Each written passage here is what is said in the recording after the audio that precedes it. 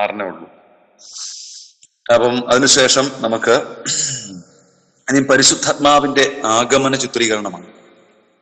നമുക്ക് ബൈബിൾ നോക്കാം. ബൈബിൾ എടുക്കാം. എല്ലാവർക്കും ബൈബിൾ എടുത്ത് 2-ാം അധ്യായം, പ്രവൃത്തിയുടെ പുസ്തകം 2-ാം അധ്യായത്തിലേക്ക് കടക്കാം.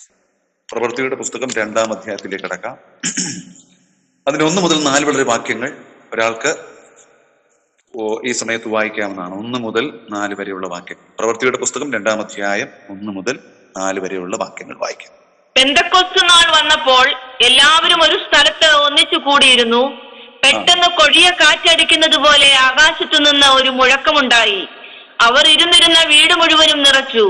അഗ്നിജ്വാല പോലെ പിളർന്നിരിക്കുന്ന നാവുകൾ അവർക്ക് പ്രത്യക്ഷമായി. അവരിൽ ഓരോരുത്തന്റെ മേൽ പതിഞ്ഞു. എല്ലാവരും പരിശുദ്ധാത്മാവ് നിറഞ്ഞവരായി ആത്മാവ് അവർക്ക് ഉച്ചരിപ്പാൻ നൽകിയതുപോലെ അന്യഭാഷകളിൽ സംസാരിച്ചു തുടങ്ങി. മതി. അപ്പോൾ 2-ാം അധ്യായത്തിന്റെ 1 മുതൽ 4 വരെയുള്ള വാക്യങ്ങളിൽ പരിശുദ്ധാത്മാവിന്റെ ആഗമന ചിത്രീകരണം കൊടുത്തിരിക്കുന്നത്. പരിശുദ്ധാത്മാവ് ദൈവത്തിന്റെ വാഗ്ദത്തത്തിന്റെ ആത്മാവാണ്. അപ്പൊ ദൈവത്തിന്റെ പരിശുദ്ധാത്മാവ് ആ കൂടിയിരുന്ന 120 പേരിന്മേൽ ഇറങ്ങി വരുന്ന ഒരു ചിത്രീകരണമാണ് കൊടുത്തിരിക്കുന്നത്. പെന്തക്കോസ്ത് വന്നപ്പോൾ എല്ലാവരും ഒരു സ്ഥലത്ത് ഒരുമിച്ച് കൂടിയിരുന്നു. പെട്ടെന്ന് കൊടിയ കാറ്റടിക്കുന്ന പോലെ ആകാശത്തൊരു മുഴക്കമുണ്ടായി. പെട്ടെന്ന് കൊടിയ കാറ്റടിക്കുന്ന പോലെ ആകാശത്തൊരു മുഴക്കമുണ്ടായി. ഇത് പരിശുദ്ധാത്മാവിന്റെ ശക്തിയും അവന്റെ വരവിന്റെ പൂർണ്ണതയും കാണിക്കുകയാണ്.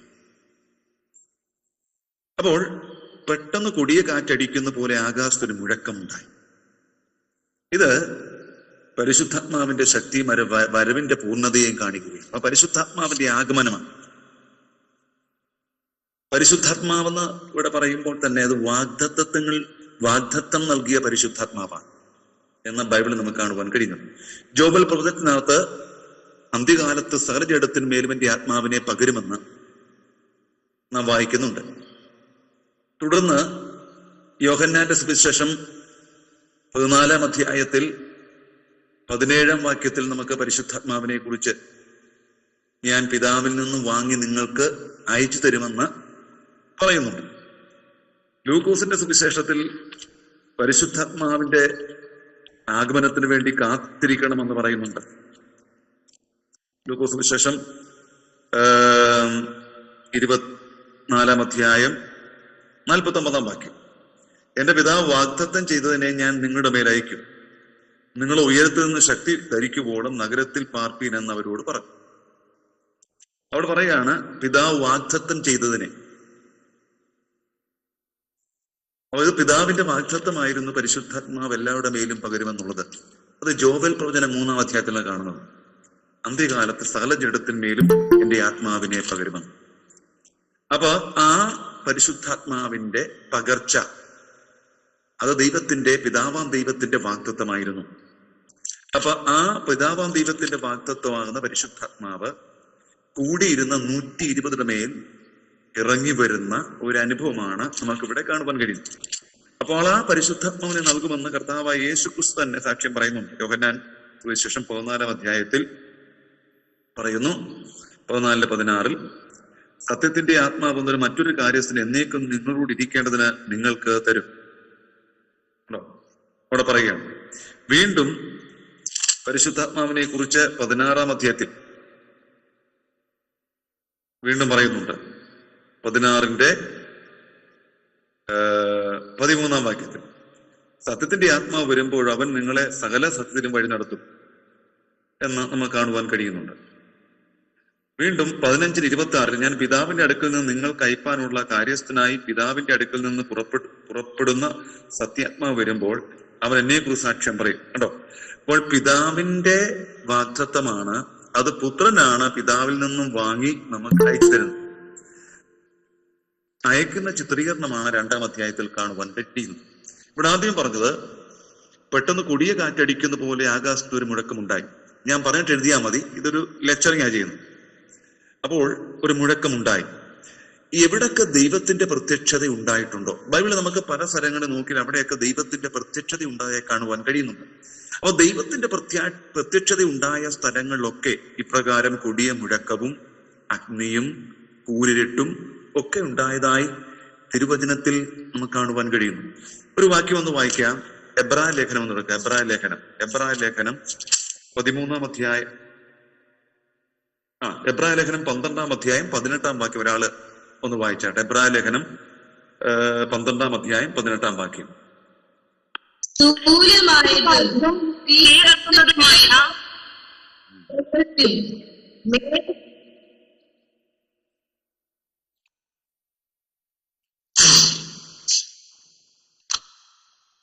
വായിക്കാം. കേട്ടില്ല, കേൾക്കുന്നില്ല. ആരാ വായിക്കുന്നത്? മൂലമായതും തീ കത്തുന്നതുമായ പർവ്വതത്തിനും മേഘതമസ്, കൂരിരുട്ട്, കൊടുങ്കാറ്റ്, കാഹളനാദം, വാക്കുകളുടെ ശബ്ദം എന്നിവയ്ക്കും അടുക്കലല്ലോ നിങ്ങൾ വന്നിരിക്കുന്നത്.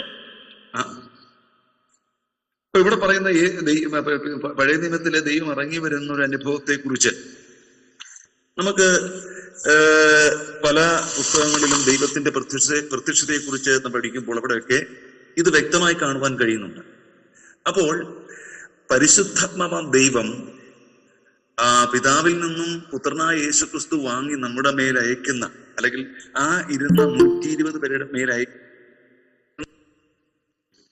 ഇവിടെ ആദ്യമേ പറഞ്ഞിരിക്കുന്നത് കൊടിയ കാറ്റടിക്കുന്ന പോലെ ആകാശത്തിൽ മുഴക്കമുണ്ടായി, അവർ ഇരുന്ന വീട് മുഴുവനും നിറച്ചു, അഗ്നിജാല പോലെ പിളർന്നിരിക്കുന്ന നാവുകൾ അവർക്ക് പ്രത്യക്ഷമായി.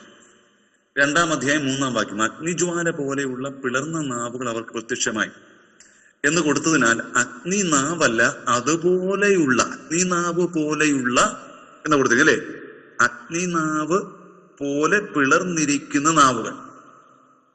അപ്പോൾ അഗ്നിനാവല്ല, അതുപോലെയുള്ള പിളർന്നിരിക്കുന്ന നാവുകൾ. ഇത് നാവ് സംസാരത്തെയും അഗ്നിപ്രകാശത്തെയും കാണിക്കുകയാണ്. അപ്പൊ തീഷ്ണതയോടുകൂടെ അനുഭവപ്പെടുന്ന ഒരു അനുഭവത്തെയാണ് കാണുന്നത്. അപ്പോൾ ഈ കൊടിയ മുഴക്കമുണ്ടായി കഴിഞ്ഞപ്പോൾ വീട് മുഴുവൻ നിറച്ചു, അഗ്നിജ്വാല പോലെ പിളർന്ന നാവുകൾ അവർക്ക് പ്രത്യക്ഷമായി. പോലെയുള്ള നാവുകൾ അവർക്ക് പ്രത്യക്ഷമായി, ഓരോരുത്തരിൽ പതിഞ്ഞു. അപ്പോൾ എല്ലാവരും പരിശുദ്ധാത്മാവ് നിറഞ്ഞവരായി ആത്മാവർ ഉച്ചരിപ്പാൻ നൽകിയതുപോലെ അന്യഭാഷകൾ സംസാരിച്ചു തുടങ്ങി. അപ്പോൾ ഇത് പരിശുദ്ധാത്മാവിന്റെ ആഗമനം കാണിക്കുകയും ഈ 120 പേരുടെ മേൽ പരിശുദ്ധാത്മാവ് ഇറങ്ങി വരുന്ന ഒരു ചിത്രീകരണമാണ്. അങ്ങനെയാണ് പരിശുദ്ധാത്മാവിന്റെ സ്നാനം നടന്നതെന്ന് കാണുവാൻ കഴിയും. അപ്പോഴാണ് അവർ അന്യഭാഷകൾ സംസാരിച്ചത്. ശ്രദ്ധിക്കണം, ഈ സംഭവം നടക്കുന്നവരെ പരിശുദ്ധാത്മാവ് അവരോടുകൂടി ഉണ്ടായിരുന്നുവോ?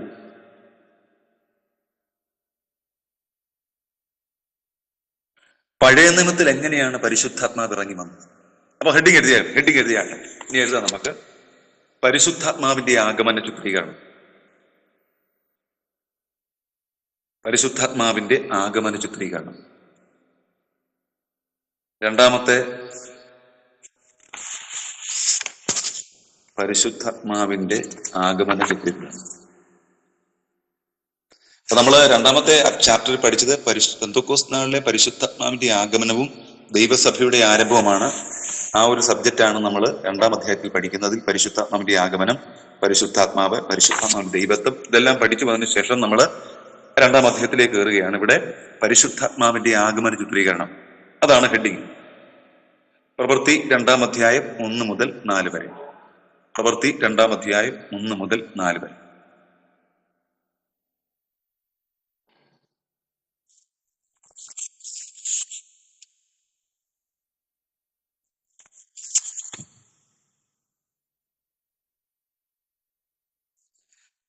ഇവിടെ പെട്ടെന്ന് കൊടിയ കാറ്റടിക്കുന്ന പോലെ ആകാശത്തിന് മുഴക്കമുണ്ടായി.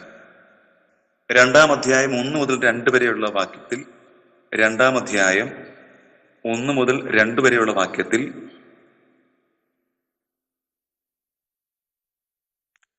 പരിശുദ്ധാത്മാവിന്റെ ശക്തിയെയും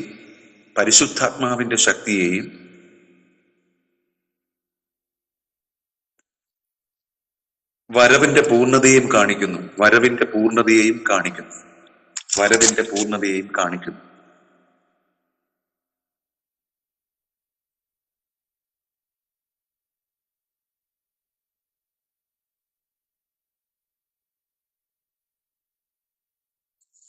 അടുത്ത അടുത്തത് അഗ്നി പോലെയുള്ള പിളർന്ന നാവുകൾ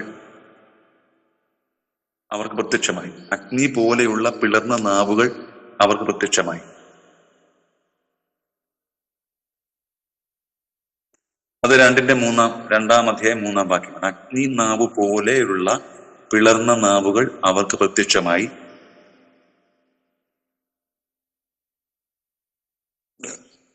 ഇവിടെ പറഞ്ഞിരിക്കുന്നത് അഗ്നിനാവല്ല, അഗ്നിനാവ് പോലെയുള്ള പിളർന്ന നാവ്. അഗ്നിനാവ് പോലെയുള്ള പിളർന്ന നാവ്.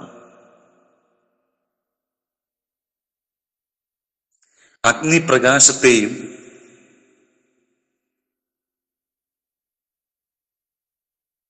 നാവ് സംസാരത്തെയുമാണ് കാണിക്കുന്നത്. അഗ്നിപ്രകാശത്തെയും നാവ് സംസാരത്തെയുമാണ് കാണിക്കുന്നത്.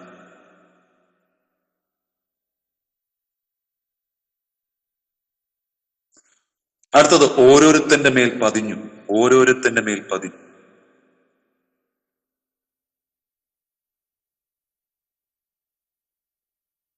ഓരോരുത്തന്മേൽ പതിഞ്ഞു. അതായത് അവരുടെ മേൽ പതിച്ചു എന്നാണ് അർത്ഥം. അവരുടെ മേൽ പതിച്ചു. അവരുടെ മേൽ പതിച്ചു. അവരുടെ മേൽ പതിച്ചു. എല്ലാവരും പരിശുദ്ധാത്മാവ് നിറഞ്ഞവരായി ആത്മാവ് സംസാരിച്ചുകൊണ്ട് അന്യഭാഷകൾ സംസാരിച്ചു തുടങ്ങി. അപ്പൊ ഇവിടെ പരിശുദ്ധാത്മാവിന്റെ ആഗമനത്തിൽ ഉണ്ടായ ആ കൂടിയിരുന്നവരുടെ മേലുണ്ടായ പ്രത്യക്ഷമായ അടയാളം എന്ന് പറയുന്നത് അവർ ആത്മാവ് നിറഞ്ഞവരായി അന്യഭാഷകൾ സംസാരിച്ചു തുടങ്ങി.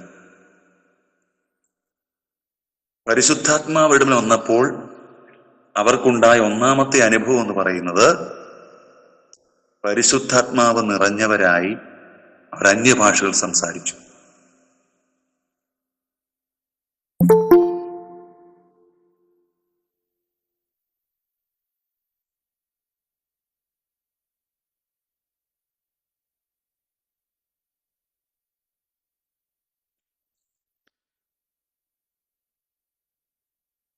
അപ്പൊ ഇവിടെ ഒരു എടുത്തു നിർത്താം. അപ്പൊ ഇവിടെ പരിശുദ്ധാത്മാവ്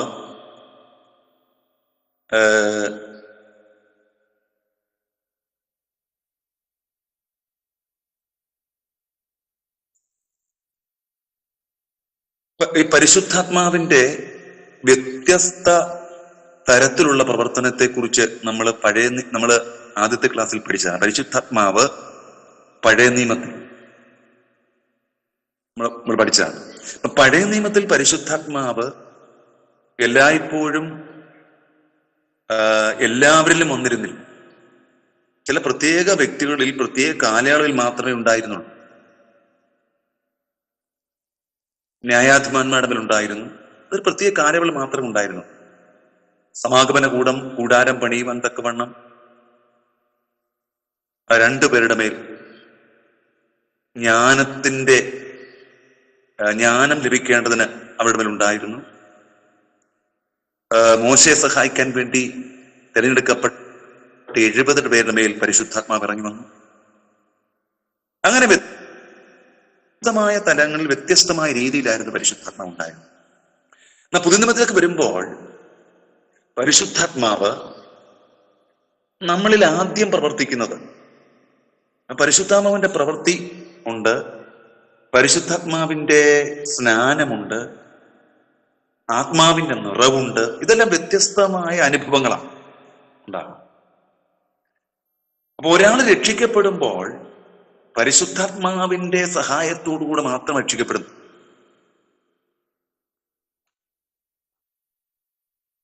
കാരണം കൊരിന്ത്യർക്കെഴുതിയ 1-ാം ലേഖനത്തിൽ അത് വ്യക്തമായി പറയുന്നുണ്ട്. കൊരിന്ത്യർക്കെഴുതിയ 1-ാം ലേഖനത്തിൽ 12-ാം അധ്യായത്തിൽ 3-ാം വാക്യത്തിൽ പറയുന്നു, പരിശുദ്ധാത്മാവിലല്ലാതെ യേശു കർത്താവ് എന്ന് പറയുവാൻ ആർക്കും കഴിയില്ല. ഒരാൾ യേശു കർത്താവ് എന്നാൾ വിശ്വസിക്കണമെങ്കിൽ പരിശുദ്ധാത്മാവിന്റെ പ്രവർത്തനം കൊണ്ട് മാത്രമേ ഉണ്ടാകത്തുള്ളൂ. അപ്പോൾ രക്ഷിക്കപ്പെടുന്ന സമയത്ത് പരിശുദ്ധാത്മാവ് പാപത്തെക്കുറിച്ചും നീതിയെക്കുറിച്ചും ന്യായവിധിയെക്കുറിച്ചും നമുക്ക് ബോധം നൽകി നമ്മളൊരു പാപിയാണെന്നും ഇങ്ങനെ പാപത്തിൽ മരിച്ചാൽ നിത്യമായ നരകമാണ് നമുക്ക് ലഭിക്കുന്നതെന്നുമുള്ള ബോധം നമ്മളിൽ തരുമ്പോൾ നമ്മൾ അറിയാമോ, ആ പരിശുദ്ധാത്മാവിന്റെ സഹായത്തോടെ എന്ത് ചെയ്യും? നമുക്ക് മനസ്സിലാക്കി തന്ന, നമുക്ക് വെളിപ്പെടുത്തി തന്ന യേശു ക്രിസ്തുവിനെ രക്ഷകനും കർത്താവുമായി വിശ്വസിക്കുമ്പോഴാണ് നാം രക്ഷിക്കപ്പെടുന്നത്. അപ്പൊ രക്ഷയിലേക്ക് നയിക്കുന്ന പരിശുദ്ധാത്മാവിന്റെ ഒന്നാമത്തെ പ്രവൃത്തിയാണ് നമ്മളോട് വാദിച്ച്, നമ്മളോട് പാപത്തെക്കുറിച്ചും നീതിയെക്കുറിച്ചും ന്യായവിധിയെക്കുറിച്ചും ബോധം വരുത്തി ഇതെല്ലാം ചെയ്യുന്ന പരിശുദ്ധാത്മാവിന്റെ ഒന്നാമത്തെ പ്രവൃത്തിയാണ്. യോഹന്നാൻ സുവിശേഷം 3-ാം അധ്യായത്തിൽ ആമേൻ ഞാൻ നിങ്ങളോട് പറയുന്നു, വെള്ളത്താലും ആത്മാവിനും ജനിക്കുന്നില്ലെങ്കിൽ ദൈവരാജ്യം കിടക്കുവാൻ ആർക്കും കഴിയത്തില്ല. അപ്പൊ യോഹന്നാൻ സുവിശേഷം 3-ാം അധ്യായം 5-ാം വാക്യത്തിലാണ് പറയുന്നത്, വെള്ളത്താലും ആത്മാവിനാലും ജനിക്കണമെന്ന്. അത് വീണ്ടും ജന്മമാണ്. അത് രക്ഷയിലേക്ക് നയിക്കുന്ന അനുഭവമാണ്. അപ്പോൾ ഒരാളിൽ ആദ്യമേ പ്രവർത്തിക്കുന്ന പരിശുദ്ധാത്മാവിന്റെ പ്രവൃത്തി എന്ന് പറയുന്നത് നമ്മളെ പാപത്തിൽ നിന്നും വിടുവിച്ച് യേശു രക്ഷകനായി സ്വീകരിക്കാൻ തക്കവണ്ണം നമ്മൾ പാപബോധം നൽകി, നീതിയെക്കുറിച്ച് ന്യായവിധിയെക്കുറിച്ചുള്ള ബോധം നൽകി യേശു രക്ഷകനായി സ്വീകരിക്കുന്ന ഒരു അനുഭവത്തിലേക്ക് നയിക്കുന്നത് പരിശുദ്ധാത്മാവിന്റെ ഒന്നാമത്തെ പ്രവൃത്തിയാണ്. അതുകൊണ്ട് പരിശുദ്ധാത്മാവിന്റെ പ്രവൃത്തി തീരുന്നില്ല. ബ്രദർ സമൂഹം പഠിപ്പിക്കുന്നത് അങ്ങനെ വിശ്വസിക്കുമ്പോൾ പരിശുദ്ധാത്മാവ് നമ്മുടെ ഉള്ളിൽ വരുമെന്നാ പറയുന്നത്. വരത്തില്ലെന്ന് ഞാനും പറയുന്നില്ല. പക്ഷെങ്കിൽ അങ്ങനെ പരിശുദ്ധാത്മാവ് നമ്മളിലേക്ക് വരുന്നു. അതൊന്നാമത്തെ ഭാഗമാണ്, അതൊന്നാമത്തെ പരിശുദ്ധാത്മാവിന്റെ പ്രവൃത്തിയാണ്. അതുകൊണ്ട് തീരുന്നില്ല. അതിനുശേഷം ദൈവം പറഞ്ഞിരിക്കുന്ന വാഗ്ദത്തമാണ് പരിശുദ്ധാത്മ സ്നാനം എന്ന് പറയുന്നത്. അപ്പോൾ രക്ഷയിലേക്ക് നയിക്കുന്ന പരിശുദ്ധാത്മാവിന്റെ പ്രവർത്തനവും പരിശുദ്ധാത്മാ സ്നാനവും രണ്ടും പരിശുദ്ധാത്മാവിന്റെ രണ്ട് പ്രവൃത്തിയാണ്.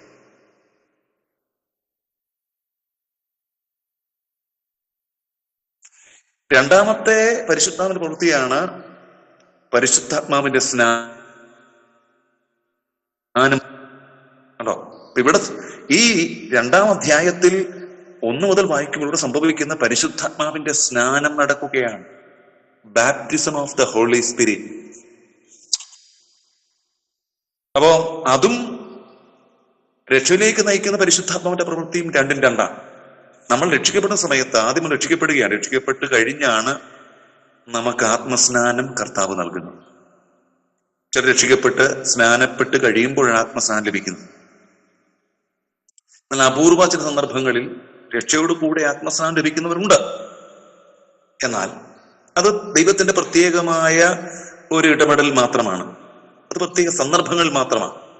എന്നാൽ ഒരു 95% രക്ഷിക്കപ്പെട്ടതിനു ശേഷമാണ് ആത്മസ്നാനം നമുക്ക് ലഭിക്കുന്നത്. അപ്പോൾ ആത്മസ്നാനം ലഭിക്കുന്നത് കൊണ്ട് അനേക ഗുണങ്ങളുണ്ടെന്ന് നമ്മൾ ദൈവത്തിന്റെ വചനത്തിൽ നിന്ന് കാണുവാൻ കഴിയുന്നു. പരിശുദ്ധാത്മാവിന്റെ സ്നാനം നൽകുവാനുള്ള ദൈവിക ഉദ്ദേശം എന്താണെന്ന് ഞാൻ പറഞ്ഞപ്പോൾ എഴുതിയിട്ടുണ്ടായിരുന്നു. ചട്ടങ്ങൾ നടക്കുവാൻ ഉള്ള ശക്തി നൽകുന്ന പരിശുദ്ധാത്മാവാണ്. ദൈവത്തിന് നിവാസമാകേണ്ടതിനാണ് ആത്മസ്നാനത്തിലൂടെ നമ്മുടെ ഉള്ളിലേക്ക് വരുന്നത്. നമ്മുടെ അകത്തെ മനുഷ്യനെ ശക്തിയോടെ ബലപ്പെടുത്തേണ്ടതിനാണ് എന്ന് കഴിഞ്ഞ ക്ലാസ്സിൽ ഞാൻ പറഞ്ഞിരുന്നു. അപ്പോൾ ആ പ്രക്രിയയാണ് ഇവിടെ നടക്കുന്നത്. കണ്ടോ? അങ്ങനെ 2-ാം അധ്യായത്തിൽ പരിശുദ്ധാത്മാവ് നമ്മുടെ മേൽ വരുമ്പോൾ നാം പരിശുദ്ധാത്മാവ് നിറഞ്ഞവരായി ആത്മസ്നാനം ലഭിക്കുകയാണ്. അപ്പോൾ ശിഷ്യന്മാരിൽ പരിശുദ്ധാത്മ വന്നപ്പോൾ സംഭവിച്ച സംഭവങ്ങൾ എഴുതാം. അടുത്ത ഹെഡിങ് ഇടാം. ശിഷ്യന്മാരിൽ പരിശുദ്ധാത്മ വന്നപ്പോൾ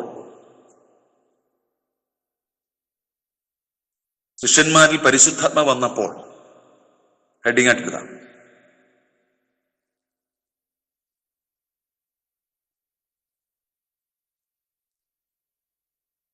ഒന്ന്, ആത്മാവിൽ നിറഞ്ഞു.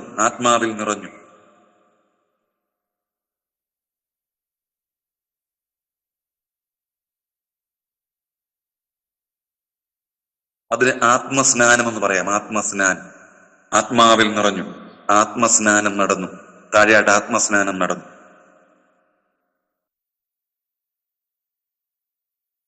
ആത്മാവിൽ നിറഞ്ഞു, ആത്മസ്നാനം നടന്നു. അടുത്ത അന്യഭാഷകൾ സംസാരിച്ചു തുടങ്ങി. അന്യഭാഷകൾ സംസാരിച്ചു. അന്യഭാഷകൾ അന്യഭാഷ എന്ന് പറയുമ്പോൾ ശ്രദ്ധിക്കണം, ദൂതന്മാരുടെ ഭാഷയും അന്യഭാഷയുണ്ട്. മനുഷ്യർ സംസാരിക്കുന്ന വിവിധ ഭാഷകളും അന്യഭാഷയാണ്. പൗലോസ് പറയുന്നു 1 കൊരിന്ത്യർ 13-ാം അധ്യായത്തിൽ, ഞാൻ ദൂതന്മാരുടെ ഭാഷയിൽ സംസാരിച്ചാൽ എനിക്ക് സ്നേഹമില്ലെങ്കിൽ ഒന്നുമില്ലെന്ന്. അപ്പൊ ദൂതന്മാരുടെ ഭാഷയുണ്ട്, അന്യഭാഷയുണ്ട്. അപ്പോൾ തന്നെ നമുക്കറിയാത്ത ലോകത്തിൽ മറ്റുള്ളവർ സംസാരിക്കുന്ന എല്ലാ ഭാഷയും നമുക്ക് അന്യഭാഷയാണ്, അതർ ടങ്കാണ്. അറബി നമുക്ക് അന്യഭാഷയാണ്, ജർമ്മൻ ഭാഷ നമുക്ക് അന്യഭാഷയാണ്.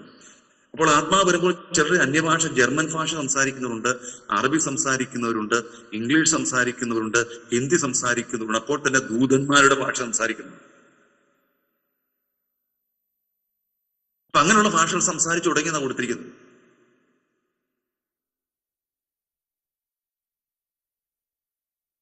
ഇവിടെ 2-ാം അധ്യായത്തിന്റെ 8-ാം വാക്യം മുതൽ പറയുന്നു, പിന്നെ നാം ഓരോരുത്തർ ജനിച്ച് നമ്മുടെ സ്വന്തം ഭാഷയിൽ അവർ സംസാരിച്ചു കേൾക്കുന്നത് എങ്ങനെ? അപ്പോൾ യഹൂദന്മാര് ഈ റോമാ സാമ്രാജ്യത്തിന്റെ വ്യത്യസ്തമായ സ്ഥലങ്ങളിൽ പോയി പാർക്കുകയായിരുന്നു. അവർ പാർക്കുകയായിരുന്നു. അവരാണ് ഈ പെന്തക്കോസ്ത് നാളിൽ ആലയത്തിലേക്ക് വരുന്നത്. അങ്ങനെ വരുമ്പോഴാണ് ഈ വലിയ കൊടിയ മുഴക്കം കേട്ട് പരിശുദ്ധാത്മാവിനെ ആഗമം അവർ കേട്ട് അവർ ഓടിക്കൂടുന്നു. ഓടിക്കൂടിയപ്പോൾ പരിശുദ്ധാത്മാവ് നിറഞ്ഞവരായി ഈ 120 ശിഷ്യന്മാർ ഈ യഹൂദന്മാരുടെ മദർ ടങ്ക്, അതായത് യഹൂദന്മാരുടെ ഭാഷ എബ്രായ ഭാഷയാണെങ്കിലും അവര് യെരുശലേമിൽ നിന്നും മറ്റ് രാജ്യങ്ങളിൽ പോയി പാർത്തത് കൊണ്ട് അവിടെ സംസാരിച്ചു കൊണ്ടിരുന്ന അവിടുത്തെ ലാംഗ്വേജ്, അതായത് മെസൊപ്പൊത്തേമിയയിലെ ലാംഗ്വേജ്, പൊന്തൂസിലും ആസിയയിലും റുഗ്ഗയിലും സംസാരിക്കുന്ന ലാംഗ്വേജ്, മിസ്രൈമിലെയും കുറേനിയക്കാരനും ചേർന്ന പ്രദേശങ്ങളിലെ അതേ ലാംഗ്വേജ്, ആ ഭാഷകൾ എന്ത് ചെയ്യുന്നറിയാമോ? ആ ഭാഷകളിലൂടെ ഈ അപ്പോസ്തലന്മാര്, ഈ ശിഷ്യന്മാര് 120 പേര് ആത്മാവ് നിറഞ്ഞപ്പോൾ ആ ഭാഷയിലൂടെ ദൈവിക മർമ്മങ്ങൾ സംസാരിച്ചു. അത് കേട്ടപ്പോഴാ പറഞ്ഞത്, നമ്മളിപ്പോൾ പാർക്കുന്ന നമ്മുടെ ഈ സ്വന്തം ഭാഷ, ആ ഭാഷയിലൂടെ, റോമാ ഭാഷയിലൂടെ, അതെ എഫേസിലുള്ള ആ ഭാഷയിലൂടെ, ആസിയിലുള്ള ഭാഷയിലൂടെ, യഹൂദ ഭാഷ മാത്രം അറിയാവുന്ന 120 പേര് സംസാരിച്ചല്ലോ എന്ന് പറഞ്ഞുകൊണ്ട് അവർ ആശ്ചര്യപ്പെടുകയും. അപ്പോൾ വിശ്വാസിൽ പരിശുദ്ധ വന്നപ്പോൾ എന്ന വിഷയം പറഞ്ഞപ്പോഴാണ് പറഞ്ഞത്, പരിശുദ്ധാത്മാവ് നിറഞ്ഞു, ആത്മസ്നാനം നടന്നു, അന്യഭാഷകൾ സംസാരിച്ചു. 3-ാമത്തത് സഭാസ്ഥാപനം നടന്നു. സഭാസ്ഥാപനം നടന്നു. 4 ശിഷ്യന്മാർ ശക്തിപ്പെട്ടു. ശിഷ്യന്മാർ ശക്തിപ്പെട്ടു.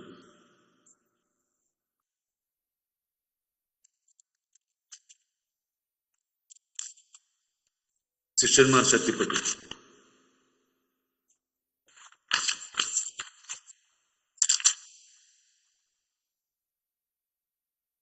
അപ്പോൾ അവർ അന്യഭാഷ, അതെഴുതണ്ട, അന്യഭാഷകൾ സംസാരിച്ചു. ഞാൻ പറഞ്ഞല്ലോ, വ്യത്യസ്തമായ ഭാഷകൾ, ദൂതന്മാരുടെ ഭാഷ സംസാരിച്ചു. അവിടെ മനുഷ്യരുടെ ഭാഷകൾ സംസാരിച്ചു. ഇപ്പോ ചൈനയിലൊരു, ഇപ്പൊ നമ്മളിങ്ങനെ അന്യഭാഷ, ശരിക്കുള്ള അന്യഭാഷയാണെങ്കിൽ നമ്മൾ അറിയത്തില്ല, ചൈന ഭാഷയായിരിക്കും സംസാരിക്കുന്നത്, ആഫ്രിക്കയിലെ വല്ല ഭാഷയും സംസാരിക്കുന്നു. അതാണ് അന്യഭാഷ എന്ന് പറയുന്നത്. ചിലർ സംസാരിക്കുമ്പോൾ രാജ മാത്രമേ കേൾക്കാറുള്ളൂ, അല്ലേ? കർത്താവ് രാജാവെന്നായിരിക്കും ചിലപ്പോൾ പറയും.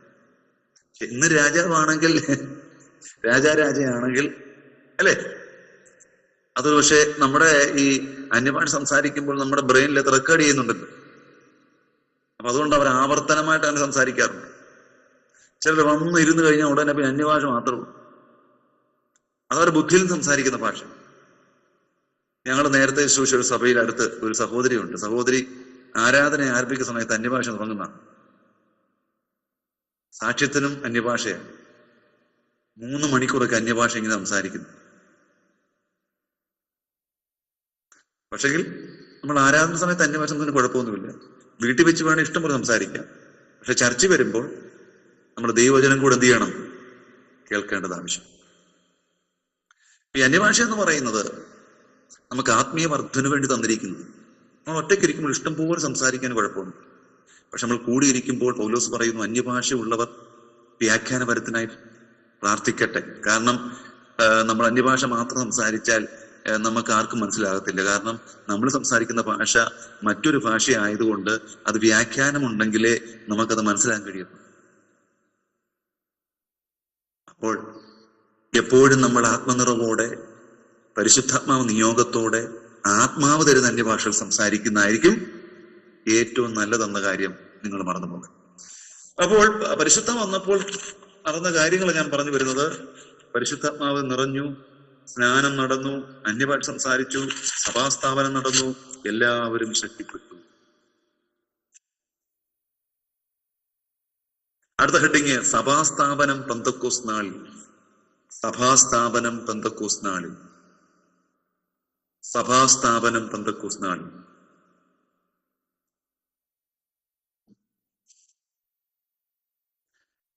ഈ വേദപണ്ഡിതന്മാരുടെ അഭിപ്രായം, വ്യത്യസ്തമായ അഭിപ്രായങ്ങളുണ്ട്. ഓരോ സഭയ്ക്കും വ്യത്യസ്തമായ അഭിപ്രായമുണ്ട്. എനിക്ക് തോന്നുന്നു ഈ ട്രഡീഷണൽ ചർച്ചുകൾ അവർ വിശ്വസിക്കുന്നത് ഇസ്രായേൽ സഭയുടെ പിന്തുടർച്ചയാണ് പുതിയ നിയമസഭയെന്ന് വിശ്വസിക്കുന്നവരുണ്ട്. ചിലർ വിശ്വസിക്കുന്നത് യേശുക്രിസ്തു ആഗതനായ സമയത്തു തന്നെ സഭ ആരംഭം കുറിച്ചു എന്നാണ്. അങ്ങനെ വ്യത്യസ്തമായ അഭിപ്രായങ്ങളുള്ളത് കൊണ്ട് എപ്പോഴാണ് സഭയുടെ സ്ഥാപനം നടന്നത്, എപ്പോഴാണ് കർത്താവ് സഭ സ്ഥാപിച്ചത്, നമുക്കൊന്ന് പരിശോധിക്കാം. താഴെ പറയുന്ന വസ്തുക്കൾ അതിന് ഉപോദ്ബലകമാണ്. അതൊരു ബ്രാക്കറ്റിൽ എഴുതാം. താഴെ പറയുന്ന വസ്തുക്കൾ അതിന് ഉപോദ്ബലകമാണ്. അപ്പം സഭയുടെ സ്ഥാപനം പെന്തക്കോസ്ത് നാളിലാണ് നടന്നത്. താഴെ പറയുന്ന വസ്തുക്കൾ അതിന് ഉപോദ്ബലകമാണ്. ഒന്ന്, മത്തായി 16:18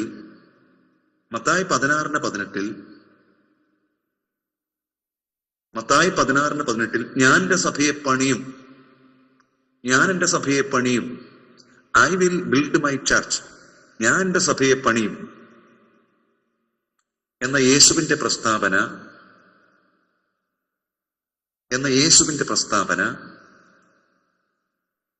സഭയുടെ സ്ഥാപനം ഭാവി കാലത്താണെന്ന് വെളിപ്പെടുത്തിയിരിക്കും.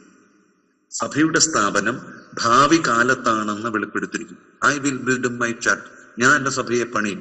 ഇംഗ്ലീഷിൽ വിൽ എന്ന വാക്ക് ഫ്യൂച്ചർ ടെൻസ് ഉപയോഗിച്ച് നമുക്കറിയാം. അപ്പോൾ ഞാൻ എന്റെ സഭയെ പണിയും എന്ന വാക്യം കർത്താവ് പറഞ്ഞതുകൊണ്ട് സഭയുടെ സ്ഥാപനം ഭാവി കാലത്താണെന്ന് നമുക്ക് വ്യക്തമായി മനസ്സിലാക്കാം.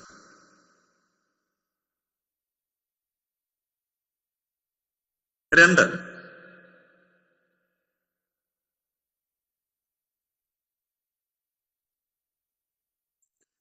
ക്രിസ്തു കാൽവറിയിൽ ചൊരിഞ്ഞ രക്തത്താൽ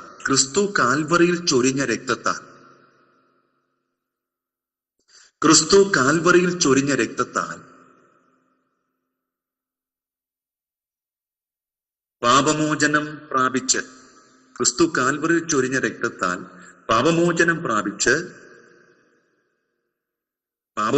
പ്രാപിച്ച് വീണ്ടും ജനനം ലഭിച്ച, പാപമോചനം പ്രാപിച്ച് വീണ്ടും ജനനത്തിലൂടെയാണ് സഭയുടെ അംഗങ്ങളായി മാറുന്നത്. തന്മൂലം യേശുവിന്റെ മരണം വരെ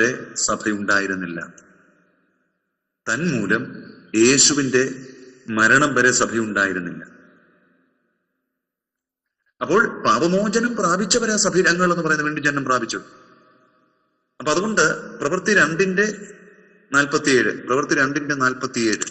ബ്രാക്കറ്റിലിട. പ്രവൃത്തി 2:47 കർത്താവ് രക്ഷിക്കപ്പെടുന്നവരെ ദിനംപ്രതി സഭയോട് ചേർത്തുകൊണ്ടിരുന്നു. കേട്ടോ, അപ്പൊ വീണ്ടും ജന്മം പ്രാപിച്ച് രക്ഷിക്കപ്പെട്ടവരാ സഭയുടെ അംഗങ്ങൾ എന്ന് പറയുന്നത്. അപ്പൊ വീണ്ടും ജന്മം പ്രാപിച്ച് രക്ഷിക്കപ്പെട്ടവരാ സഭയുടെ അംഗമെന്ന് പറയുന്നു. അപ്പോൾ അതുവരെ യേശുവിന്റെ മരണം വരെ എന്തുണ്ടായിരുന്നില്ല? വീണ്ടും ജന്മം പ്രാപിച്ചവരാരും ഉണ്ടായിരുന്നില്ല. പിന്നീടാണ് പരിശുദ്ധവൻ ആഗമനത്തോടു കൂടിയാണ് വീണ്ടും ജന്മം പ്രാപിച്ച് രക്ഷിക്കപ്പെടുന്നത്. അപ്പൊ അതുകൊണ്ട് സഭയുടെ സ്ഥാപനം പെന്തക്കോസ്ത് നാളിൽ പരിശുദ്ധാത്മാവിന്റെ ആഗമനത്തോടെ നടന്ന് നമ്മൾ വിശ്വസിക്കും. മൂന്നാമത്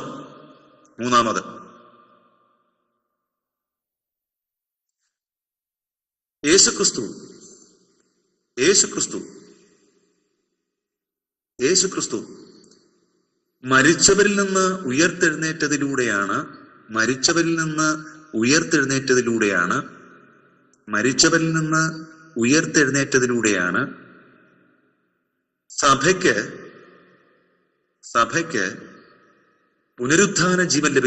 സഭയ്ക്ക് പുനരുത്ഥാന ജീവൻ ലഭിച്ചത്. ക്രിസ്തു മരിച്ചവരിൽ നിന്ന് ഉയർത്തെഴുന്നേറ്റതിലൂടെയാണ് സഭയ്ക്ക് പുനരുത്ഥാന ജീവൻ ലഭിച്ചത്.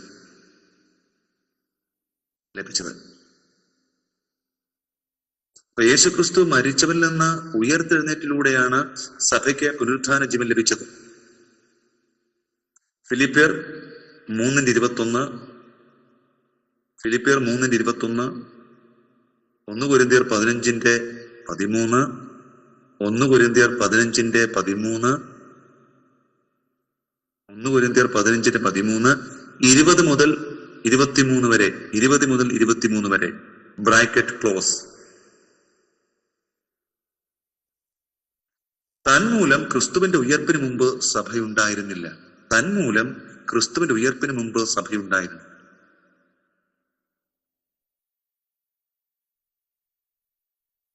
നാലാമത്തത്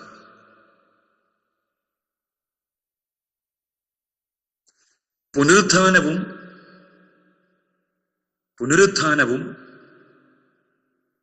സ്വർഗാരോഹണവും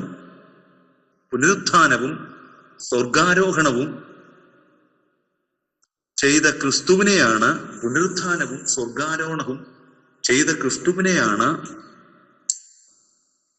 ദൈവം സഭയുടെ ശിരസ്സായി വെച്ചത്. പുനരുത്ഥാനവും സ്വർഗാരോഹണം ചെയ്ത ക്രിസ്തുവിനെയാണ് ദൈവം സഭയുടെ ശിരസ്സായി വെച്ചത്. എഫേസ്യർ 1:21 മുതൽ 23 വരെ.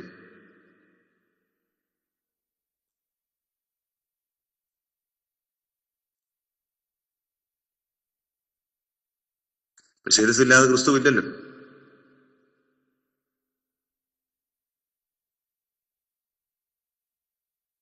ശിരസായ ക്രിസ്തു, ശരീരത്തിന്റെ ശിരസ് കർത്താവാണ്. അപ്പൊ അതുകൊണ്ട് പുനരുത്ഥാനവും സ്വർഗാരോഹണം ചെയ്ത ക്രിസ്തുവിനെയാണ് ദൈവം സഭയുടെ ശിരസായി വെച്ചിരിക്കുന്നത്.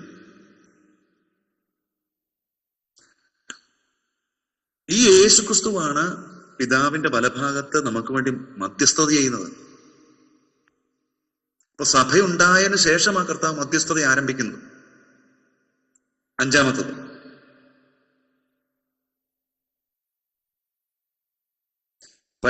പരിശുദ്ധാത്മ സ്നാനത്തിലൂടെ ദൈവം വസിക്കുന്ന മന്ദിരമാണ് സഭയിലെ ഓരോ വ്യക്തികളും. പരിശുദ്ധാത്മ സ്നാനത്തിലൂടെ ദൈവം വസിക്കുന്ന മന്ദിരമാണ് സഭയിലെ ഓരോ വ്യക്തികളും.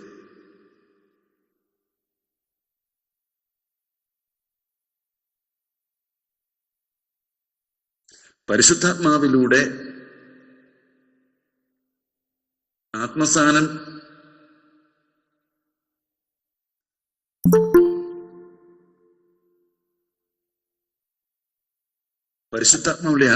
ലഭിച്ച് ദൈവം വസിക്കുന്ന മന്ദിരങ്ങളാണ് ഓരോ വ്യക്തികളും.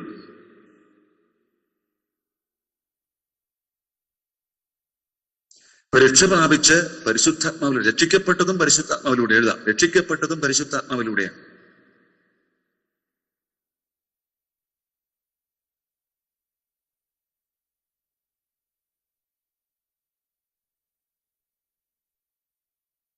ഇതെല്ലാം പെന്തക്കോസ്തിന് മുമ്പ് നടന്നതായി രേഖപ്പെടുത്തിയിട്ടില്ല. ഇതൊന്നും പെന്തക്കോസ്തിന്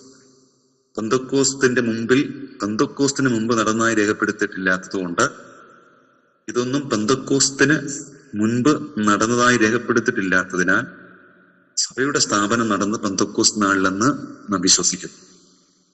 സഭയുടെ സ്ഥാപനം നടന്ന് പെന്തക്കോസ്ത് നാളിലെന്ന് നാം വിശ്വസിക്കുന്നു. അടുത്ത ഹെഡിങ് പത്രോസിന്റെ പ്രഥമ സന്ദേശം. പത്രോസിന്റെ പ്രഥമ സന്ദേശം. പത്രോസിന്റെ പ്രഥമ സന്ദേശം. പ്രവൃത്തി 2:14 മുതൽ 36 വരെ. പ്രവൃത്തി 2:14 മുതൽ 32 വരെ.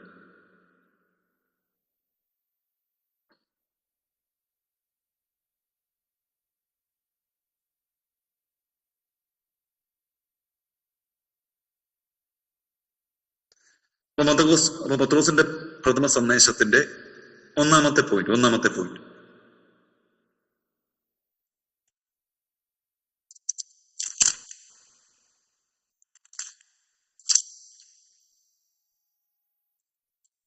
വിശദീകരണം. പത്രോസ് ഈ ഉണ്ടായ സംഭവത്തെ വിശദീകരിക്കുന്നു. പത്രോസ് പെന്തക്കോസ്ത് നാൾ ഉണ്ടായ സംഭവത്തെ വിശദീകരിക്കുന്നു.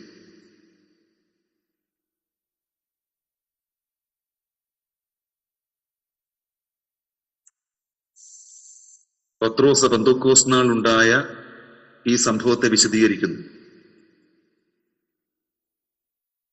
എന്നിട്ട് ഹൈഫൻ ഇട്ട് ഒരു വരയിട്ടിട്ട് ഇത് യോവേൽ പ്രവാചകൻ അരുളി ചെയ്തത്. ഇത് യോവേൽ പ്രവാചകൻ അരുളി ചെയ്ത ദൈവത്തിന്റെ പ്രവൃത്തിയാണ്.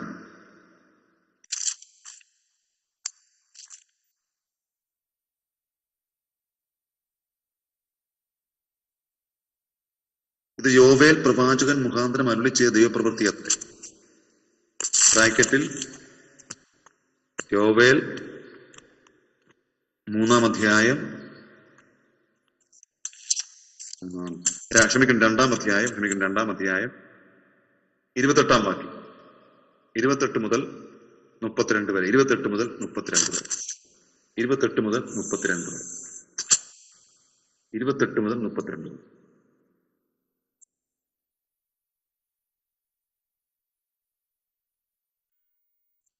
പത്രോസിന്റെ പ്രഥമ സന്ദേശത്തിന് ഒന്നാമത്തെ വിശദീകരണം കൊടുക്കും. ഇതെന്താ സംഭവിച്ചത്? ലഹരി പിടിച്ചതല്ല. ഈ യോവേൽ പ്രവാചകൻ മുഖാന്തരം അരുളി ചെയ്തതാണ്. അന്ത്യകാലത്ത് നിറയെത്തുമ്പോൾ ആത്മാവിനെ പകരും, പുത്രപുത്രന്മാരും പ്രവചിക്കുമെന്നുള്ള കാര്യം. ഇത് ദൈവത്തിന്റെ ആലോചനയാണ്. അതിന്റെ രണ്ടാമത്തെ പോയിന്റ്.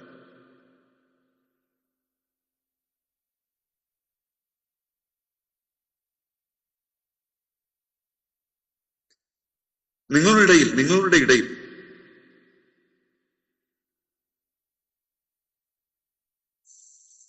അത്ഭുതങ്ങളും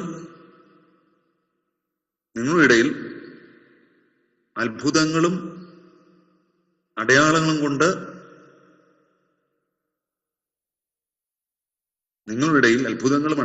കൊണ്ട് ദൈവം നിങ്ങൾ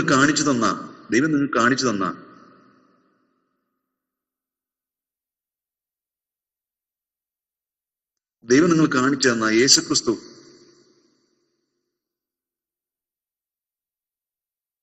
ദൈവത്തിന്റെ സ്ഥിര നിർണയത്താലും മുന്നറിവിനാലുമാണ് നിങ്ങൾക്ക് ഏൽപ്പിച്ച് നൽകിയത്. ദൈവത്തിന്റെ സ്ഥിര നിർണയത്താലും മുന്നറിവിനാലുമാണ് നിങ്ങൾക്ക് ഏൽപ്പിച്ചു തന്നത്.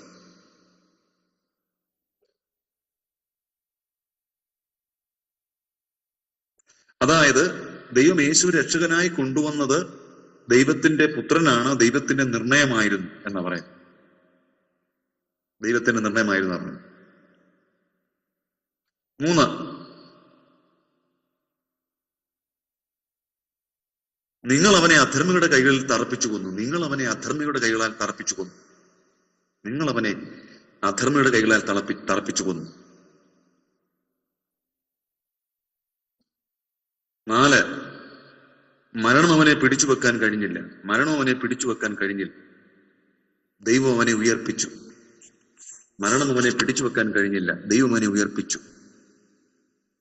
അവനെ ഉയർപ്പിച്ചു. അടുത്തത്,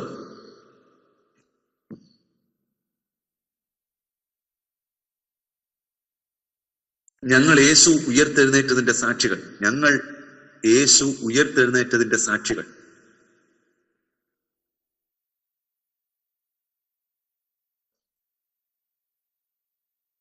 അടുത്തത്, നിങ്ങൾ മാനസാന്തരപ്പെട്ട്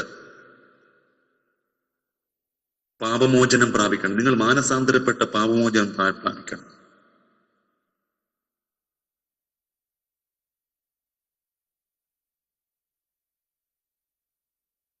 നിങ്ങൾ മാനസാന്തരപ്പെട്ട് പാപമോചനം പ്രാപിക്കണം.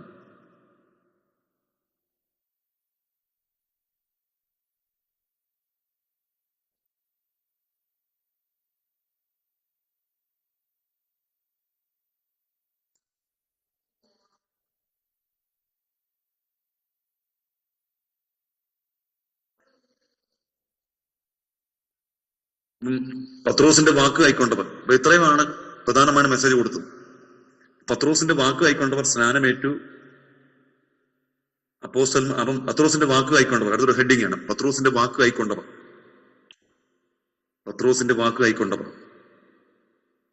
ഒന്ന്, സ്നാനമേറ്റു. സ്നാനമേറ്റു. രണ്ട്, അപ്പോസ്തലന്മാരുടെ ഉപദേശം കേട്ടു. അപ്പോസ്തലന്മാരുടെ ഉപദേശം കേട്ടു. മൂന്ന്, കൂട്ടായ്മ ആചരിച്ചു. നാല്, അപ്പം നുറുക്കി, തിരുവത്താഴം. അപ്പം നുറുക്കി, തിരുവത്താഴമാണ്. 5, പ്രാർത്ഥന കഴിച്ചു. 6, 3000-ഓളം പേർ ശിഷ്യന്മാരോട് ചേർന്നു. 3000-ഓളം പേർ ശിഷ്യന്മാരോട് ചേർന്നു.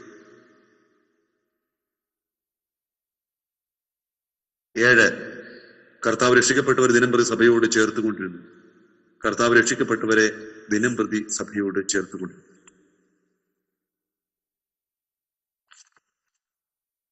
ഇനി അടുത്ത ഹെഡിങ്, ആദിമസഭയുടെ ലക്ഷണങ്ങൾ. ആദിമസഭയുടെ ലക്ഷണങ്ങൾ.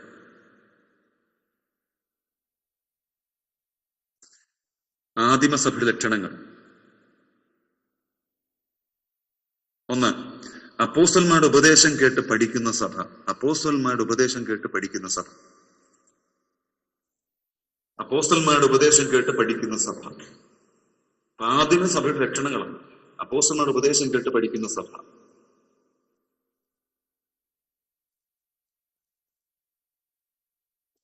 ആത്മീയ കൂട്ടായ്മ, ക്ഷമിക്കണം, കൂട്ടായ്മ ആചരിക്കുന്ന സഭ. കൂട്ടായ്മ ആചരിക്കുന്ന സഭ. കൂട്ടായ്മ ആചരിക്കുന്ന സഭ. കൂട്ടായ്മ ആചരിക്കുന്ന സഭ. സാമൂഹികവും സാമ്പത്തികവും ആത്മീയമായ കൂട്ടായ്മ കേട്ടോ. സാമൂഹികവും സാമ്പത്തികവും ആത്മീയമായ കൂട്ടായ്മയാണ് ആചരിച്ചത്. 3 കൂട്ടായ്മയാണ്. 3, പ്രാർത്ഥനയിൽ ഇട്ടിരിക്കുന്ന സഭ.